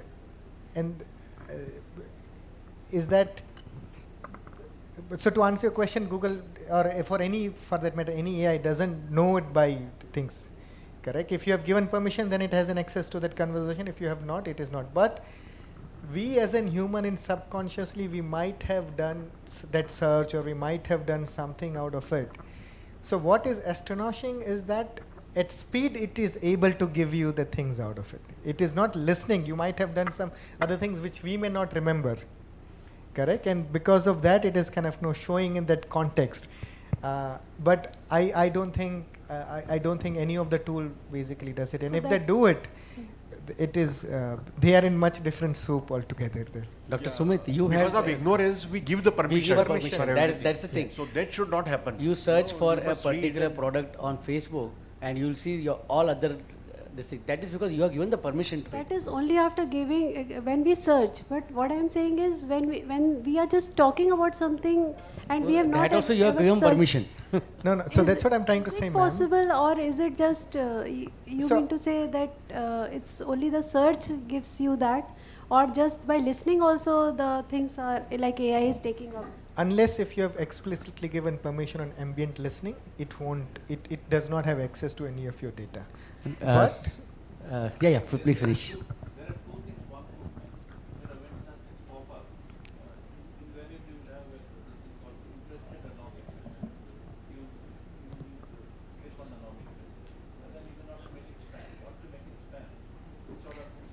Do you use iPhone, ma'am? Yes. So iPhone has this indication of green and orange. So let's say when it is using in location, it has like, you know, this arrow button comes into it in the background. If it is using my microphone, you'll see an orange dot that comes on top of it. If it's using my video, you'll see a green dot on top of it. So many times, like, you know, this device manufacturers, while there are practices where you know whether you have given permission or not, but you could still, and then you can go there and you can disable it. I think Sumit has a question. Sumit, you had some question. Yeah. Yes, sir. So basically, if we compare AI to a television, I fairly don't know how a LED TV or OLED TV works, but I know which channels I have to watch. So if we compare with AI, there are many tools available, and there are different tools. Each tool has a power, some pros and cons. So can you just tell me, sir, which tool is good for what kind of purpose? So again, it will be my bias and how Yes, I rate we'll it. take your out. bias, So sir. please take it with a pinch We of like salt. your bias. My top go-to tools are Notebook LM. I think it's a fantastic tool which allows me to. So the Notebook LM is a tool which has an AI, but it generates insight based on data I provide. So let's say I go to Archive or NetGem or any of things, and I give a link to a particular paper, or I give a link to a particular website, and it uses that as a data source and then gives me output in terms of audio, video or things. So Notebook LM, highly recommend, free tool. They have a paid one as well, but don't go, free is more than sufficient for many of the things out of it. Both on mobile works, both on the desktop works out of it. The second one I use a lot is, I keep switching between it so that I'm not really locked into any one of them. Yes. So that's another thing I would say. I started with ChatGPT, then I went to Perplexity, then Gemini. Now I'm using Claude, and Sarvam is another interesting tool based in Bangalore. The guys are like, you know, IIT Madras folks, so I use those tools. So that's my second tool. I use Sarvam and Claude for my code reviews. So I end up reviewing code of my team members, so I need to kind of do that. Sarvam, I use it for generating documentation for that code. So I basically say, okay, can you give me an English version of it, which I need to understand that. Then for video generations and the other things, I use Google's Nano Banana is another one. Dolly is another one that I use for imaging purpose out of it. Then for financial analytics, like many of you, I also invest in some of the things out of it. So I use, like, you know, some of the tools, and I think Gemini does a decent job in terms of looking at some of the expenses that I do, or any of the investment decisions that I need to make. What else I use it for? Hiring, because that's part of my job. So again, I use Claude. I said, okay, this is the job description, I'm looking for it. Can you give me a profile from my LinkedIn, and who would be looking for a job, who would not be looking for a job? So that's another one. And which tool would you ask us, would you be okay with us subscribing to? Like getting the paid version for us as ophthalmologists for our daily life and our practice and ophthalmology. Which tool would you suggest to get a paid subscription?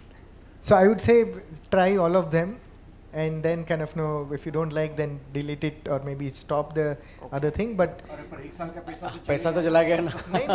So that's what I do. You go with like a monthly one. You can try monthly. No, but from your experience, you have been working with the ophthalmic community from a long time, and you are also using AI for yourself.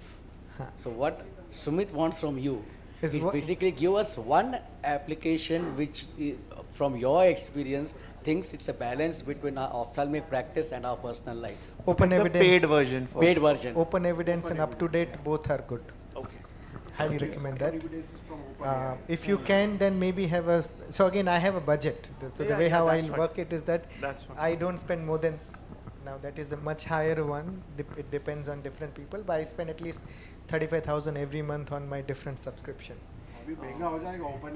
So the paid one I have is a Fathom for meeting notes and all, which I use it. The second one is an open evidence, I have paid for it.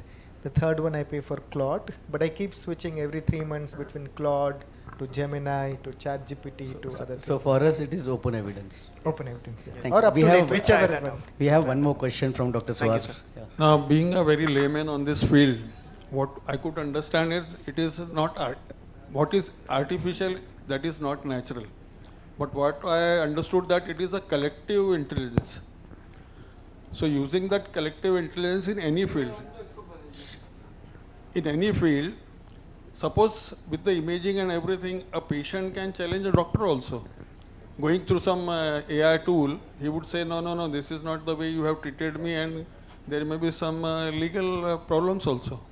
What is the possibility for that? Very high. No, can I answer that question? Sir, right now, I mean, I would say 60 to 70% of all our patients who come to our outdoor or come for surgical intervention have read something or the other on the Google, ChatGPT or somewhere. So they have knowledge base themselves. So having a knowledge base can work in both ways. They can ask irrelevant questions and they can ask relevant questions. If it is irrelevant, it depends upon you how to counsel that irrelevant question and how to put him to base and say that, see, you have asked nice questions, but you go on to Google and ask for more questions and understand and educate yourself. He's going to get totally confused because he is not a medical person. He's wanting to grasp medical intelligence and medical appreciation. Then the ones who are asking relevant questions, you again appreciate them. Wonderful, you have done a great job. You've made my job easier to explain to you. Now you're going to understand everything that I'm going to tell you.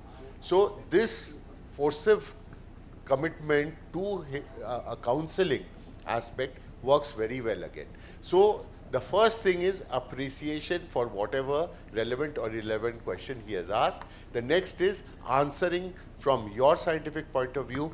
This lens is going to be good for you, priority 1. This lens is priority 2. This lens is priority 3. So, it dissipates. But feeling that he's intruding into your medical knowledge, decision, the counseling when you do for 1 minute, 2 minutes or 5 minutes, that is most important. But that can work in your favor also. Plus one to sir. I just want to say there's a book, a very nice book I read, and I also encourage all of you to, if you have a chance. It's called Patient Will See You Now. Yes. It's written by Dr. Gawande, Atul Gawande, one of the, again, very popular surgeon in US.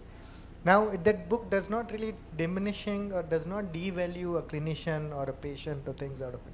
The book basically highlights that the patient is becoming, the access to knowledge, correct, is widely available out of it.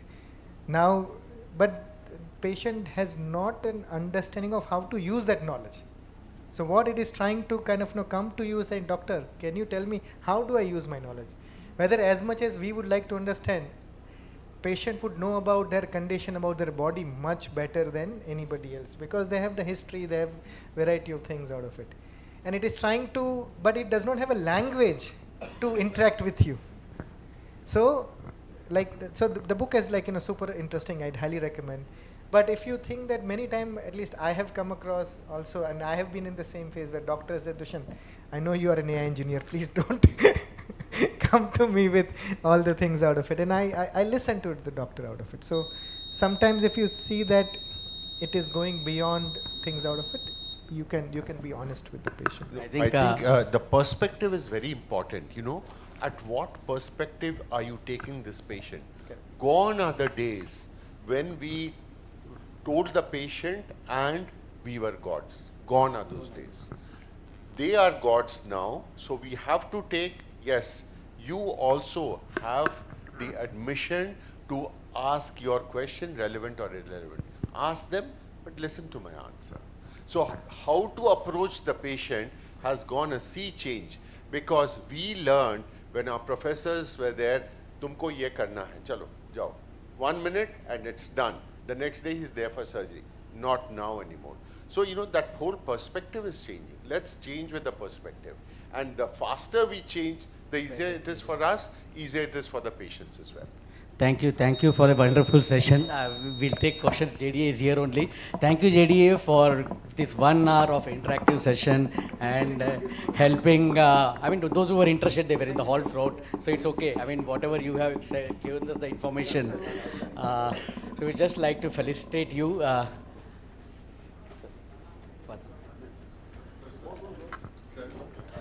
This is a small token of appreciation. This is not a memento. It is a brass article gift which you can keep in on your table. Thank you. It's a very nice. Okay? This is excellent. last thing. Excellent choices. अभी ये बोलेगा कविता choose. नहीं नहीं chat GPT ने इसको कविता बोल दिया. Excellent choice of speaker as well.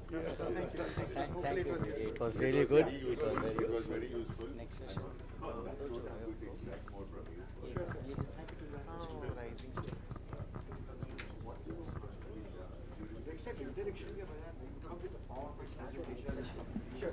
Thank you, sir, for giving your time to this session. Now it's the time for the next session, the ophthalmic video sizzlers.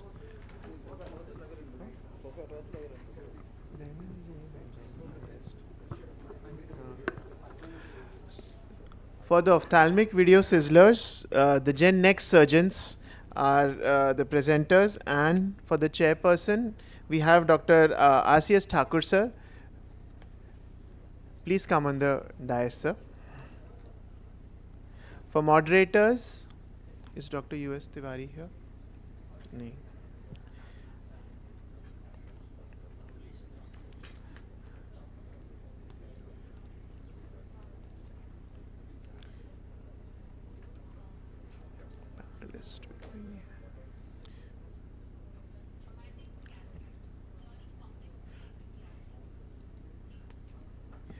May I ask Dr. Milindra Okre, sir, to please come and moderate the session?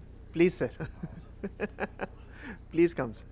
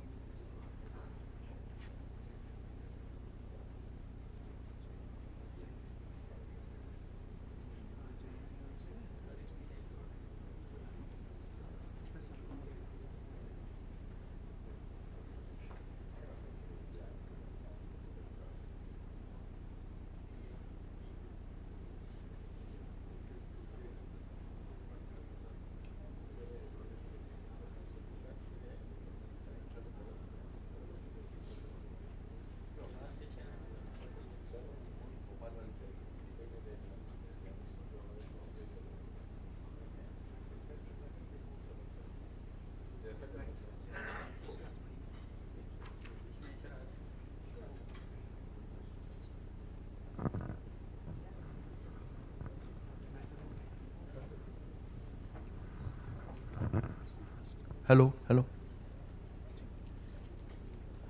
So Hello, good we'll afternoon, dear start the friends. session. I think the presenters are here. So first off, I would like to invite Dr. Jayanti Singh. She will be showing a video on traumatic cataracts, turning complexity into clarity. Next, Dr. Twarit Singh will present. Okay.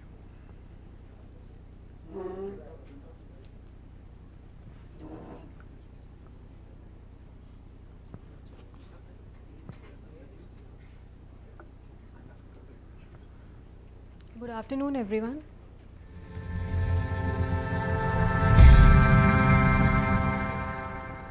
Traumatic cataracts, turning complexity into clarity. Case 1 involves a 35-year-old patient who presented with a post-traumatic absorbed cataract complicated by a pre-existing posterior capsular rupture and vitreous prolapse. After creating the side port and main corneal incisions, careful synechiolisis was performed to release posterior synechiae and the adhesions between anterior and posterior capsule. This helped separate the iris from the residual capsular structures and restore access to the surgical field. A limited anterior vitrectomy was then carried out to remove prolapsed vitreous from the anterior chamber and establish a stable intraocular environment. On further assessment, dense fibrotic anterior capsular remnants were noted. These fibrotic tissues were carefully peeled and removed to expose the remaining lens material. Using an iris repositor, the residual lenticular matter was gently mobilized from the surrounding adhesions.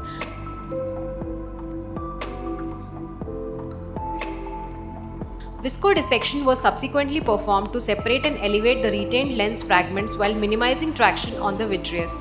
The residual lens material was then removed in a controlled manner using a vitrectomy cutter.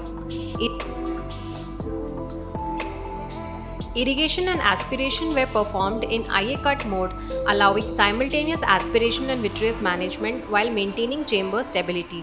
Remaining cortical material was meticulously cleared from all quadrants to achieve complete lens matter removal.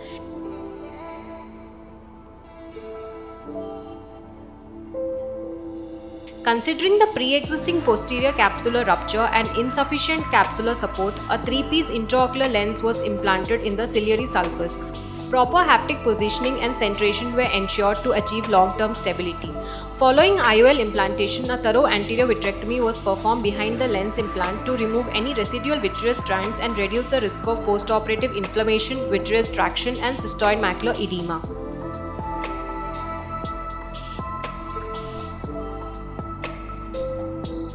Case 2 involves a 56-year-old patient with a history of ocular trauma who presented with a dense brown cataract. Preoperative evaluation revealed multiple surgical challenges, including a poorly dilating pupil, features suggestive of floppy iris syndrome. Following the creation of the side port and main corneal incisions, iris retractors were strategically placed to achieve adequate pupillary expansion and improve intraoperative visualization. A continuous curvilinear capsular excess was then carefully performed. During capsular excess creation, prominent capsular back folds were observed, confirming the presence of zonular instability.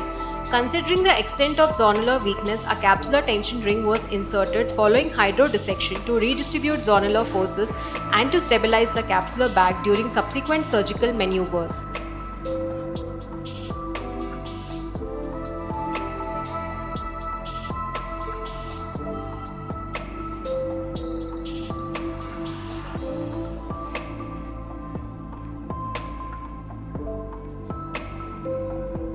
Phacoemulsification was then performed in a controlled manner with minimal stress on the zonules.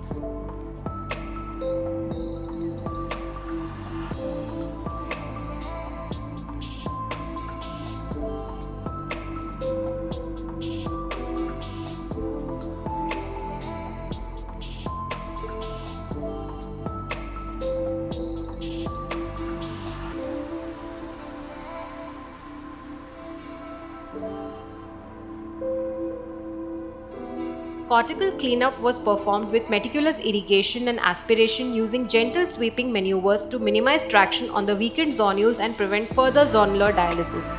Following complete lens matter removal, a posterior chamber intraocular lens was successfully implanted within the capsular bag. The iris retractors were subsequently removed and the surgery was completed uneventfully. This case highlights the importance of early recognition of zonular weakness, timely use of capsular tension ring, and careful cortical aspiration techniques in achieving successful outcome in complex traumatic cataracts with compromised zonular support. Thank you.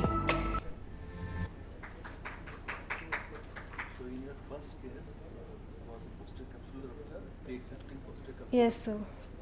There was a pre-existing PCR in the first case.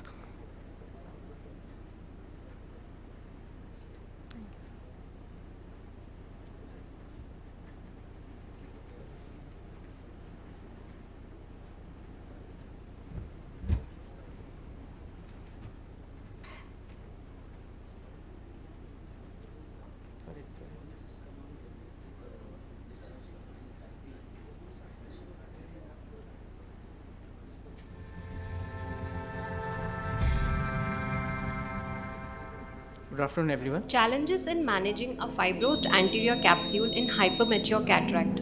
Case 1. An 85-year-old male presented with a hypermature cataract associated with a fibrosed anterior capsule and anterior synechiae. After creating the side port and main corneal incisions, synechiolisis was carefully performed. Following this, a controlled anterior capsular excess was initiated. Due to the presence of significant capsular fibrosis, a rhexis flap was meticulously fashioned and extended with great caution. Hydrodissection was then performed to ensure adequate nucleus mobility. The nucleus was subsequently prolapsed into the anterior chamber and emulsified using the phacoemulsification technique. The fibrosed capsular tags were finally trimmed and excised using Vanna scissors, resulting in a well-centered capsular opening and stable intraocular lens placement. Key surgical challenges: dense fibrosis of the anterior capsule, presence of anterior synechiae, difficulty in initiating and propagating continuous curvilinear capsular excess, risk of capsular flap extension during phacoemulsification, need for careful management of fibrotic capsular remnants. In case 2, a 72-year-old female presented with a mature intumescent cataract associated with focal anterior capsular fibrosis. Following the creation of a controlled capsular excess using a Vanna scissors assisted technique, the rhexis margin unexpectedly extended in the area adjacent to the fibrosed capsule. It is important to note that the capsular excess margin bordering a fibrotic plaque is inherently weak and represents a danger zone for capsular extension. In such cases, there is a significant risk of the rhexis tear extending beyond the equator, potentially resulting in posterior capsular rupture. The nucleus was carefully prolapsed into the anterior chamber and phacoemulsification was performed within the anterior chamber under controlled conditions. After meticulous irrigation and aspiration of the residual cortical material, intraocular lens implantation was planned.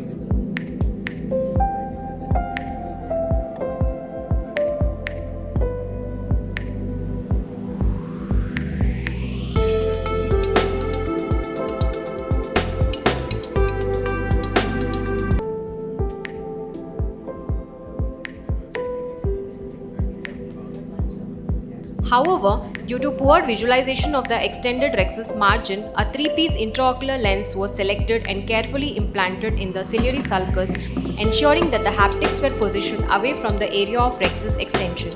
The surgery was completed successfully with a stable IOL position and satisfactory post-operative capsular support. Key learning points: capsular rhexis adjacent to fibrotic anterior capsular plaque is prone to extension. The area surrounding fibrosis should be considered a high-risk zone during rhexis creation. Early recognition of rhexis extension helps prevent progression to posterior capsular rupture. Sulcus implantation of a 3-piece IOL is a safe and effective option when capsular back support is compromised. Careful surgical planning and controlled maneuvers are essential for successful outcomes in cataracts with anterior capsular fibrosis. A 54-year-old male who presented to us with old history of blunt trauma. He had a partially absorbed cataract with ALC fibrosis and puckering. Due to fibrosed ALC, a perfect rhexis was difficult to make. ALC was punctured with a cystitome to raise the initial flap, and rhexis was then completed using micro scissors.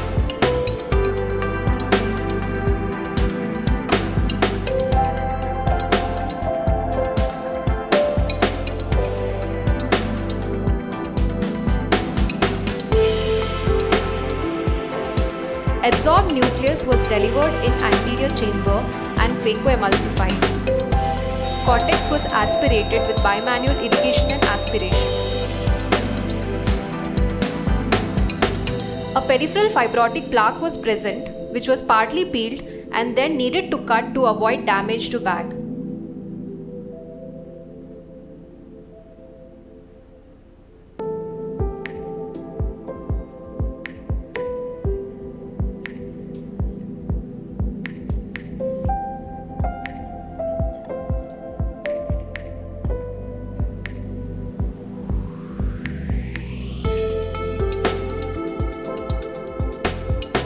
A foldable IOL was then implanted into the bag.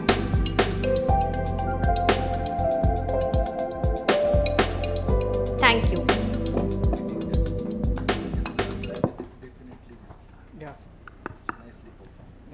Thank you, Dr. Twaret. I request Dr. RCS Thakur sir to please give the memento to Dr. Twaret.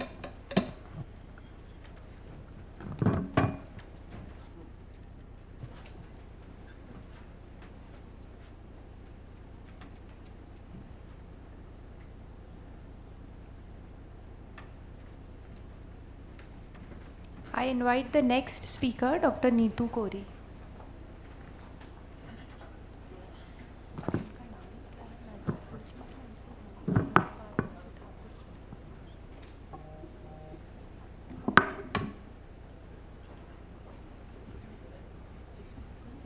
Good afternoon all. Thanks to IDOS Scientific Committee giving me this opportunity. My topic is phaco gone wrong, quick fixes for intraoperative surprises. So we all know the most common surprise or the complication is posterior capsule rupture or the rent. No one wants this surprise or this complication. So but this surprise comes and happens, so how to fix it? So let's see my video. In this case, PCR happened accidentally during removal of last piece of nucleus. Phaco was stopped, second instrument was removed and viscoelastics was injected. I observed that nucleus fragment was small, so I continued the phaco.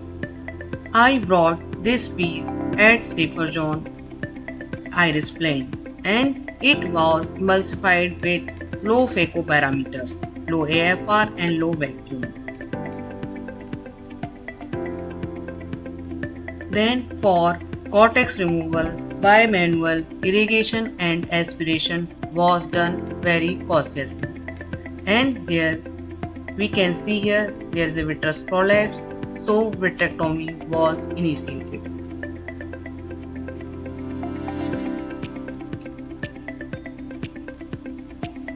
Complete vitreous removal was done and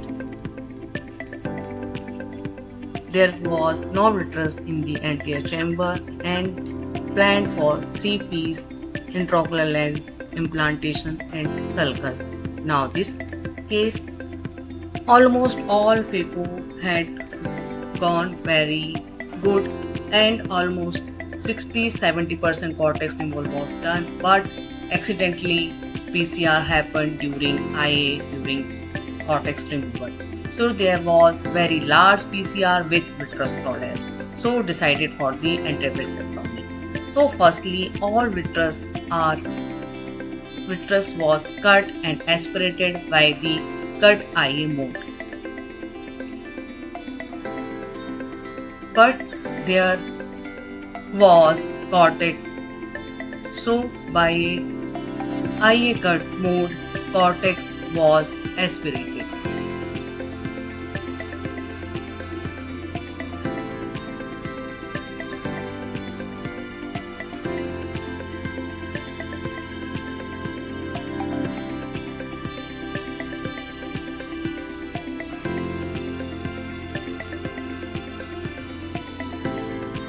In this stage, we also can inject diluted triamcinolone to see remnant of vitreous. So there was no vitreous in the anterior chamber, 3-piece intraocular lenses was implanted at sulcus with optic capture.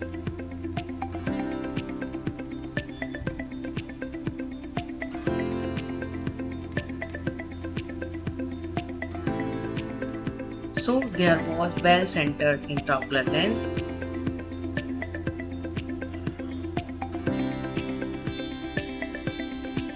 Viscoelastic was aspirated and corneal wound was sutures.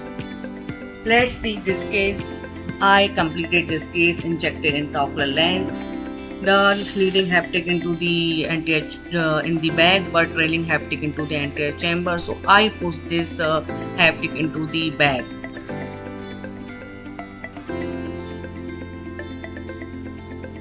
Everything were looking good.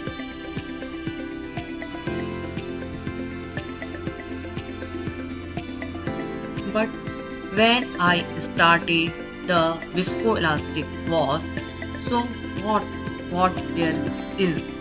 there was large PCR with vitreous prolapse. So I started antivitrectomy.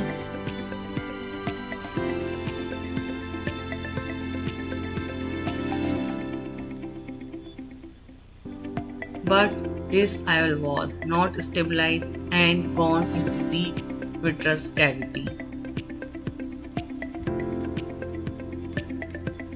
So antivitrectomy was completed, corneal wound was sutured, and this is referred for the vitreous retina surgeon for further management. So take home message is stop phaco the moment PCR is suspected. OVD is your best friend. Inject it first, remove it last. Always stent vitreous with Tansilon. What you can't see will harm your patient. Never place an IOL in a torn bag. Sulcus is always safer. In every PCR, composure is your the most important instrument.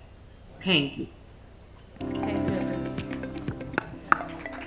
Thank you, Dr. Neetu, for the nice presentation. I request Dr. Meeta Joshi to present the memento to Dr. Neetu Gori.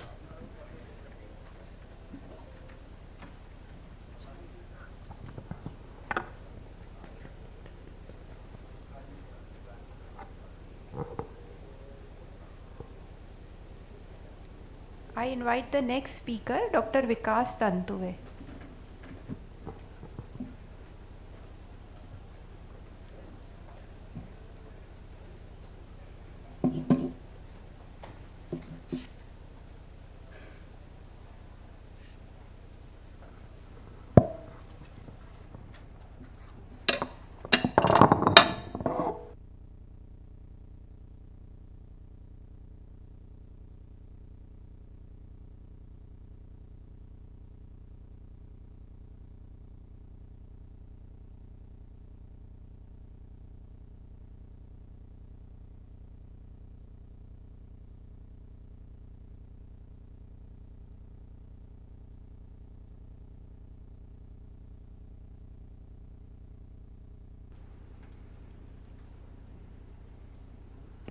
Okay. Right from cataract to oculoplasty. So thank you MPS SOS for giving me opportunity to present this. Sorry. Thank you IDOS to giving me opportunity for the presenting this case. So today I am presenting a cosmetic reconstruction in lid malignancy. It was a case of 55-year-old male presented with a small painless progressive nodular swelling in right eye upper lid since 1 year. For that he underwent incision curettage somewhere else, where by chance the surgeon did send the sample for histopathology and came out like sebaceous hyperplasia, but patient was not treated further and he was left alone. Then again when growth reappeared, he came to me and I suspected it as some malignancy and planned mass excision with 5 mm clear margin with Cutler beard procedure using ear cartilage.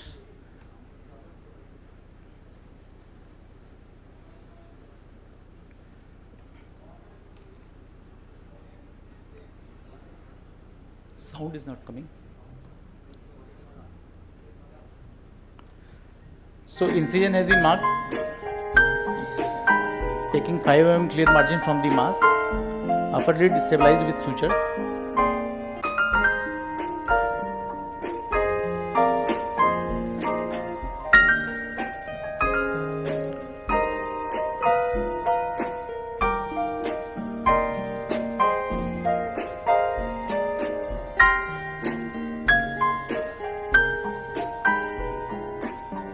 Here we do not use cautery because to minimize the scarring and to get a better graft acceptance.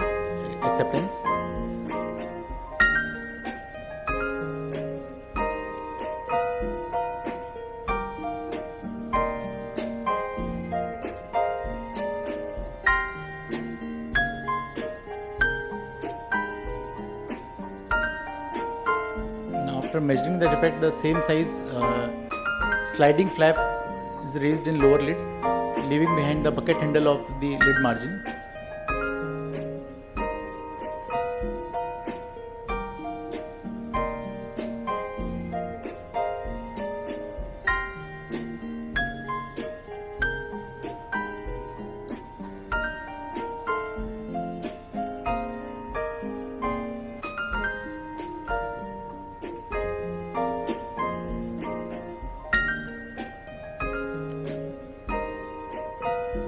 Separating the lamellas of the flap, first joining the conjunctiva with the upper lid conjunctiva.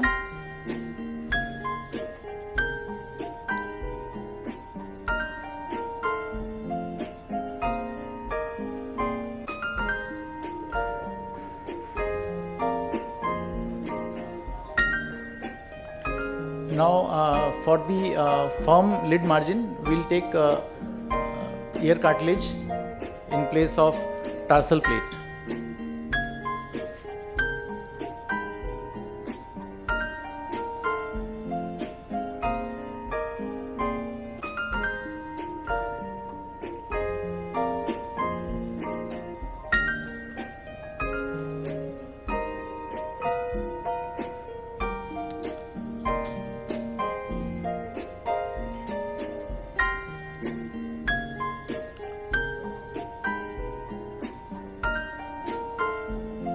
Suturing the medial and lateral ends of the ear cartilage with the remnants of the remaining part of the tarsal plate of the upper lid. And the aponeurosis is directly sutured with the upper margin of the cartilage. Now the remaining flap is slided upwards and sutured in 2 layers.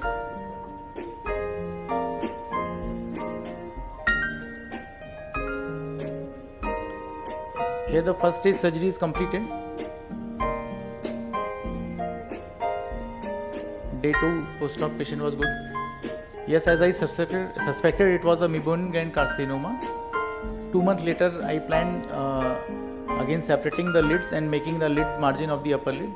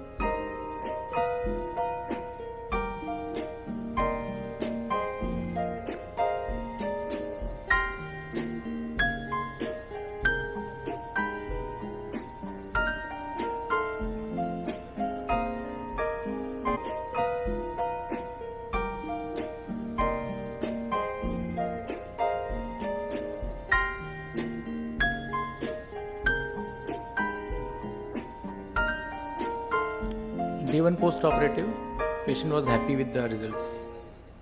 Thank you so much. Thank you so much, Dr. Vikas. I request Dr. Milind Rokde to please present the memento to Dr. Vikas.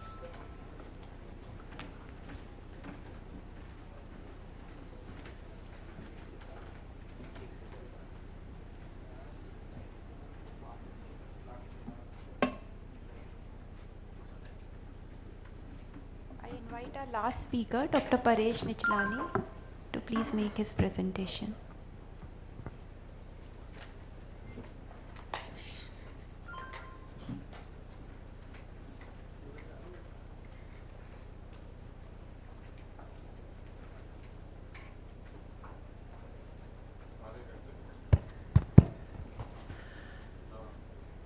Good afternoon, everyone. On the outset, I would like to thank Scientific Committee, IDOS, for giving me this opportunity.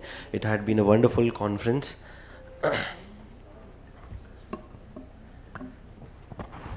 I'll be presenting on the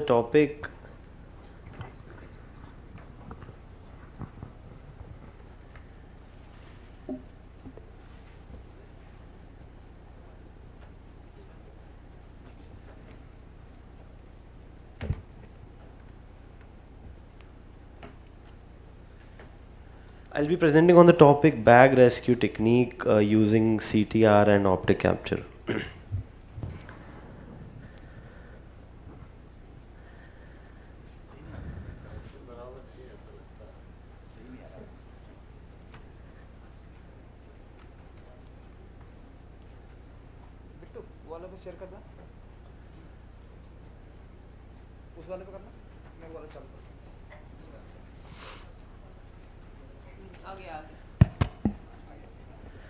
So it was a grade 4 cataract. I started the case normally. You can see while doing phaco, the mistake I made was there was very undue stress on the nucleus. My movements were not that refined. I was not that cautious. And while I was aspirating my last piece, whole of the posterior capsule came inside the phaco probe. I was cautious enough to stop it, injected a high molecular weight OVD and removed the last piece. Just to check the integrity, I pushed in trimethylnosin, but there was no vitreous prolapse. The posterior capsule looked intact. So the reason behind lax posterior capsule was a zonular dialysis from 1 o'clock to 5 o'clock. So good take home message would be, while operating, be very gentle with the nucleus, or you can iatrogenically induce these zonular dialysis. So when there is zonular dialysis, the good thing to use is a CTR. It basically distributes the force onto the remaining zonules and do not cause undue tension, and it stabilizes the bag.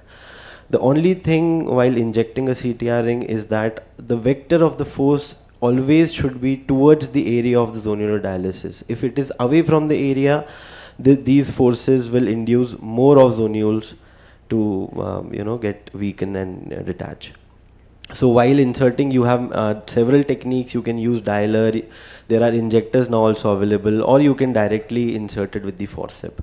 I completed the remaining cortical aspiration, and now it was the time to place the IOL. I chose a 3-piece IOL. The advantage of using the 3-piece IOL and doing optic capture is that the CTR stabilizes the bag, and the optic capture stabilizes the anterior posterior fixation, or the anterior posterior axis of the lens.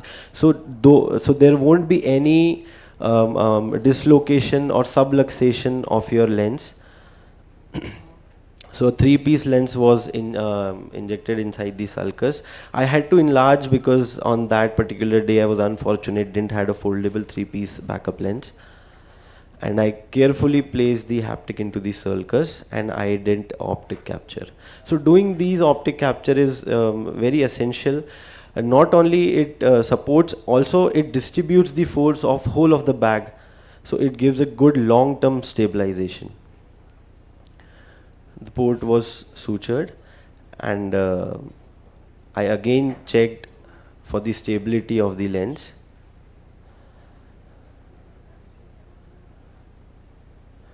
I was satisfied, and I closed the case.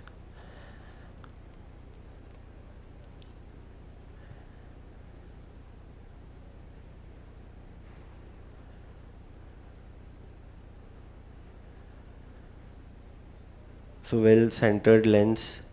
So the advantage of using these two devices together in an area of a bigger zonular dialysis is that the CTR gives the stability to the bag, and anterior stability of the lens is given by sulcus IOL and capture in the rhexis. So it improves centration, reduces tilt in a longer run, reduces pseudo-exfoliation. So this was the result post-op day 1, clear cornea, well-centered lens, and happy patient.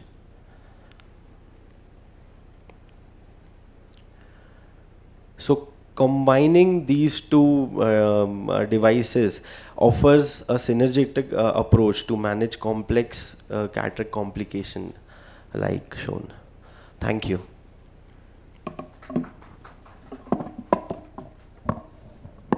Thank you, Paresh.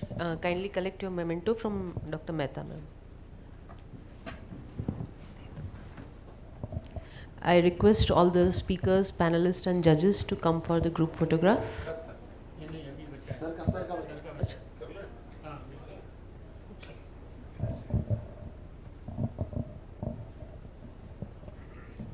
Dr. Jayanti is here.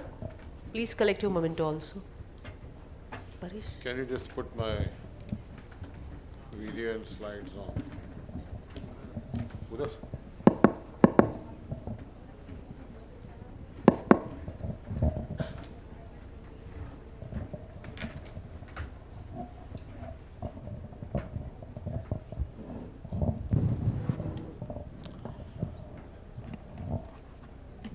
Okay. So once again, good afternoon to all. I'll try to finish it fast. It's just a post-lunch session, or the lunch is going on between, and we are presenting our cases here. Thanks to IDOS for allowing me to share my thoughts regarding this iris clip lens implantation, IOL implantation. No financial interest, but this IOL has got a very long history. Surgeon John Wurst and our Indian own innovator Dr. Daljit Singh, to whom I met long back, maybe in year 93, 94, when I visited to his center at Valsad. And he was doing wonderful series of these iris clip IOL or iris claw IOL. He used to say it is iris claw IOL. It was doing some 50 or 60 cases in a row, and it was just like a robot when I saw him. I mean, say, those IOLs were lying in a NOH sodium hydroxide solution. That 20 or 30 IOLs of same IOL power lying in a simple steel box. I'm just telling my experience with him. If you just want to have a feeling what exactly he was doing that time.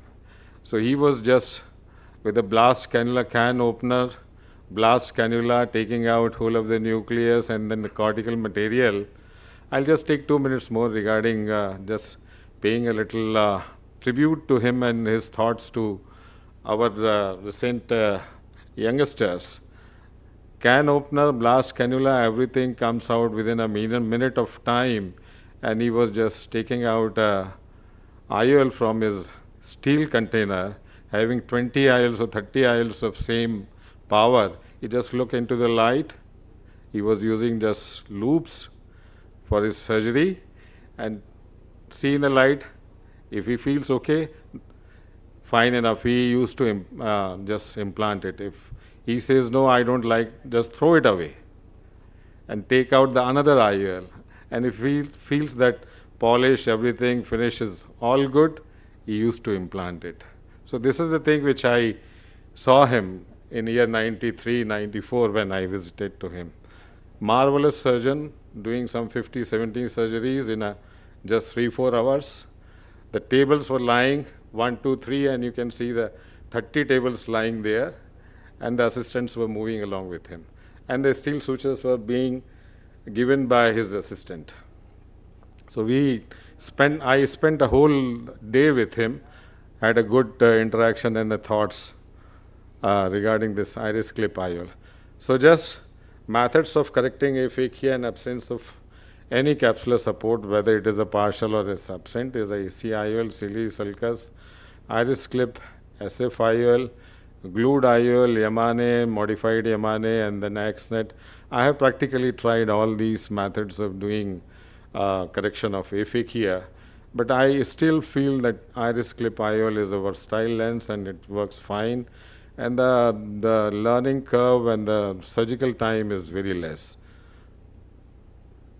Design is simple. That time those IOLs were of glass material when Dr. Daljit Singh was using it. Single piece, one material, small round loop, having a break where this iris was to be enclaved or to be put into so that it stabilizes over the iris.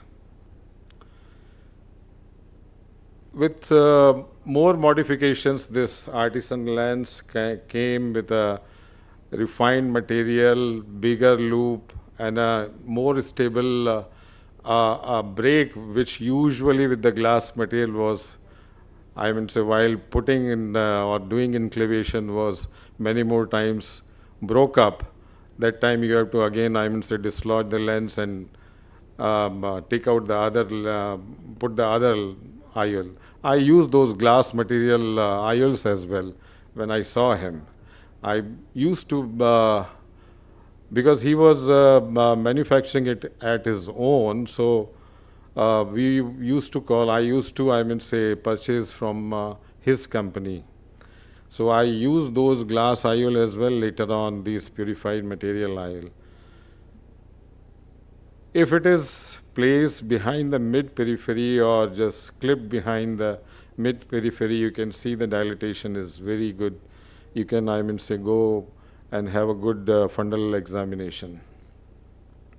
The more important thing, particularly regarding these IOLs, is you can have a proper size of IOL for the pediatric use, which could be as less as 6.5 millimeter, the overall diameter of the lens, and as big as 9.5 for the bigger or the myopic eyes.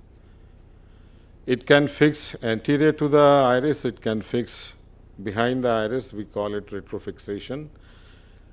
Contraindications could be the fewer, like this chronic iritis, corneal dystrophies, severe iris atrophy or no iris tissue, and uncontrolled chronic glaucoma.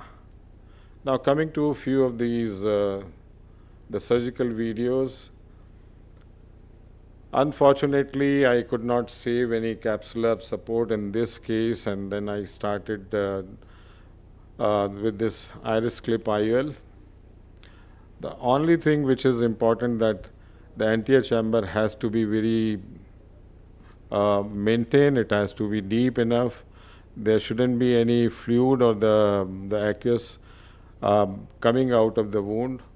You can use suture, and to enclave it into the slit which is there in the loop, you can have a simple capsular access forceps, but nowadays I would say more companies have come up with simple enclavation forceps as well. At the end, you can just find out if any the vitreous tags lying behind the IOL or into the anterior chamber, then you can cut them or snip them off with the vitractor. Now coming to this one again interesting case, you can see that these are the relaxing lines lying over the posterior capsule. I tried to inject the CTR from one port. Bag was getting dislodged. I thought I'll go from the other side, but again it was the weaker from the other end. Then I took the bag out and start putting this iris clip IOL. You can go behind the iris very easily. You can use any 30 gauge needle, 26 gauge needle, or any of the rod kind of material which is, or the tool available in your armamentarium. You can use it very easily. It is the only thing which is the click that you find, particularly at the slit of the loop which is there. That is one of the important thing, that you need to just find it out where exactly it is lying. Just elevate the loop up and you can find the curve there, and just place at the proper slit of the head, and you can just retrofix it.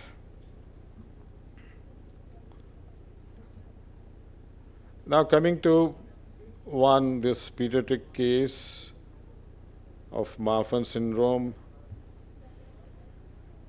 You can see this ectopia lentis.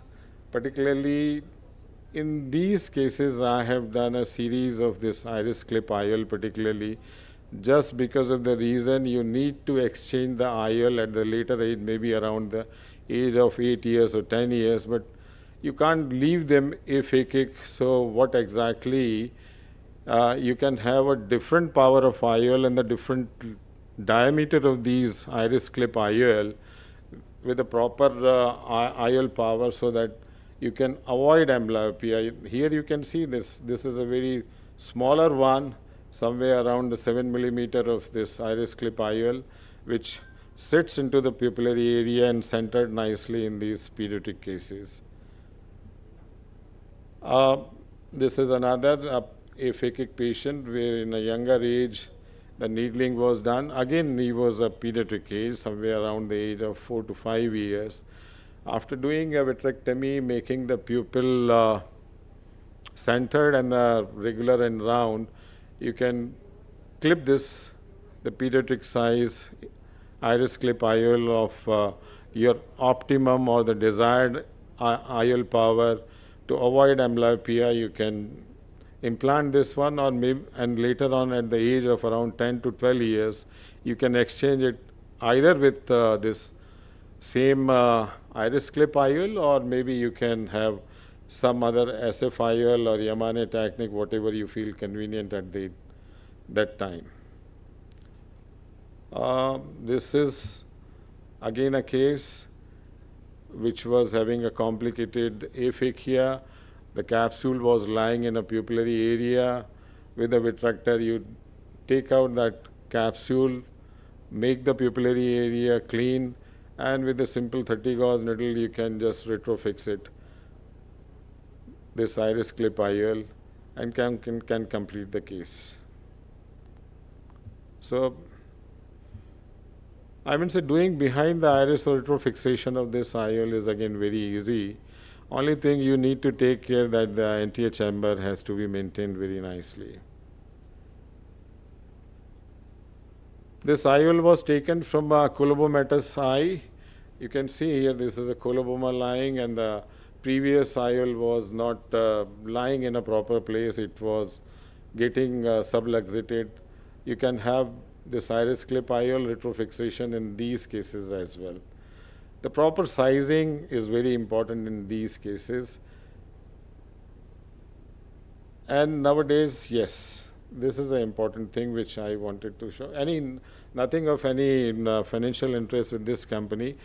Appa Swami and the Care Group, they were making this, and still they are making these iris clip IOL. Initially, they were giving anterior convexity and the posterior concavity. So that was something which is not advisable or not desirable, because the IOL was coming very close to the endothelium. These IOLs, from this company, this is very purified PMMA material, and these are the flat IOL basically. No curvature either anterior or the posterior kind of thing.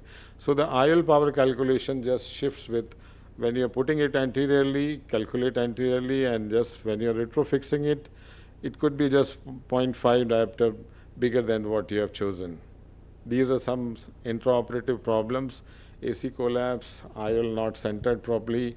You can just take it out and center it properly. Iris chafing many more times in the beginning happens.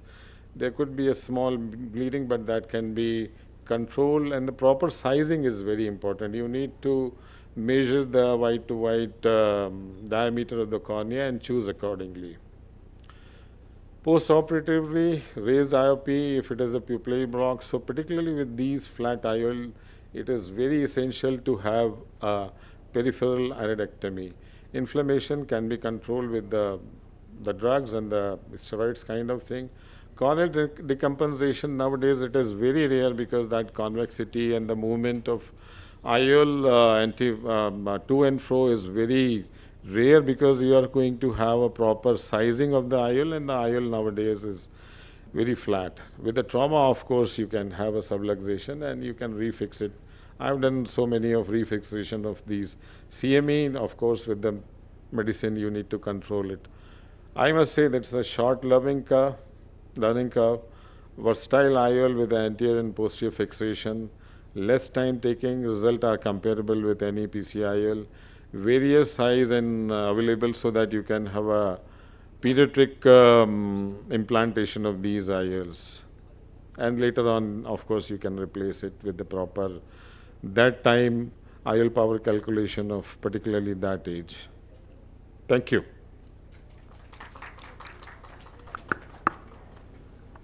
Thank you so much, Nichlani sir, for the wonderful presentation. I request Dr. Thakur sir to please give the memento to Dr. Nichlani sir. And I also request Dr. Rokde to please join.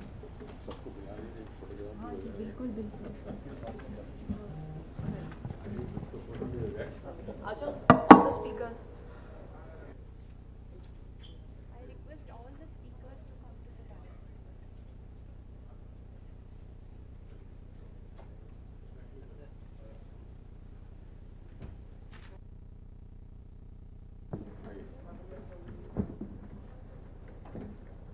आइए sir, आप लोग भी आ रहे हैं, पूरा hall आ जाएगा यहाँ पे, बहुत कम है।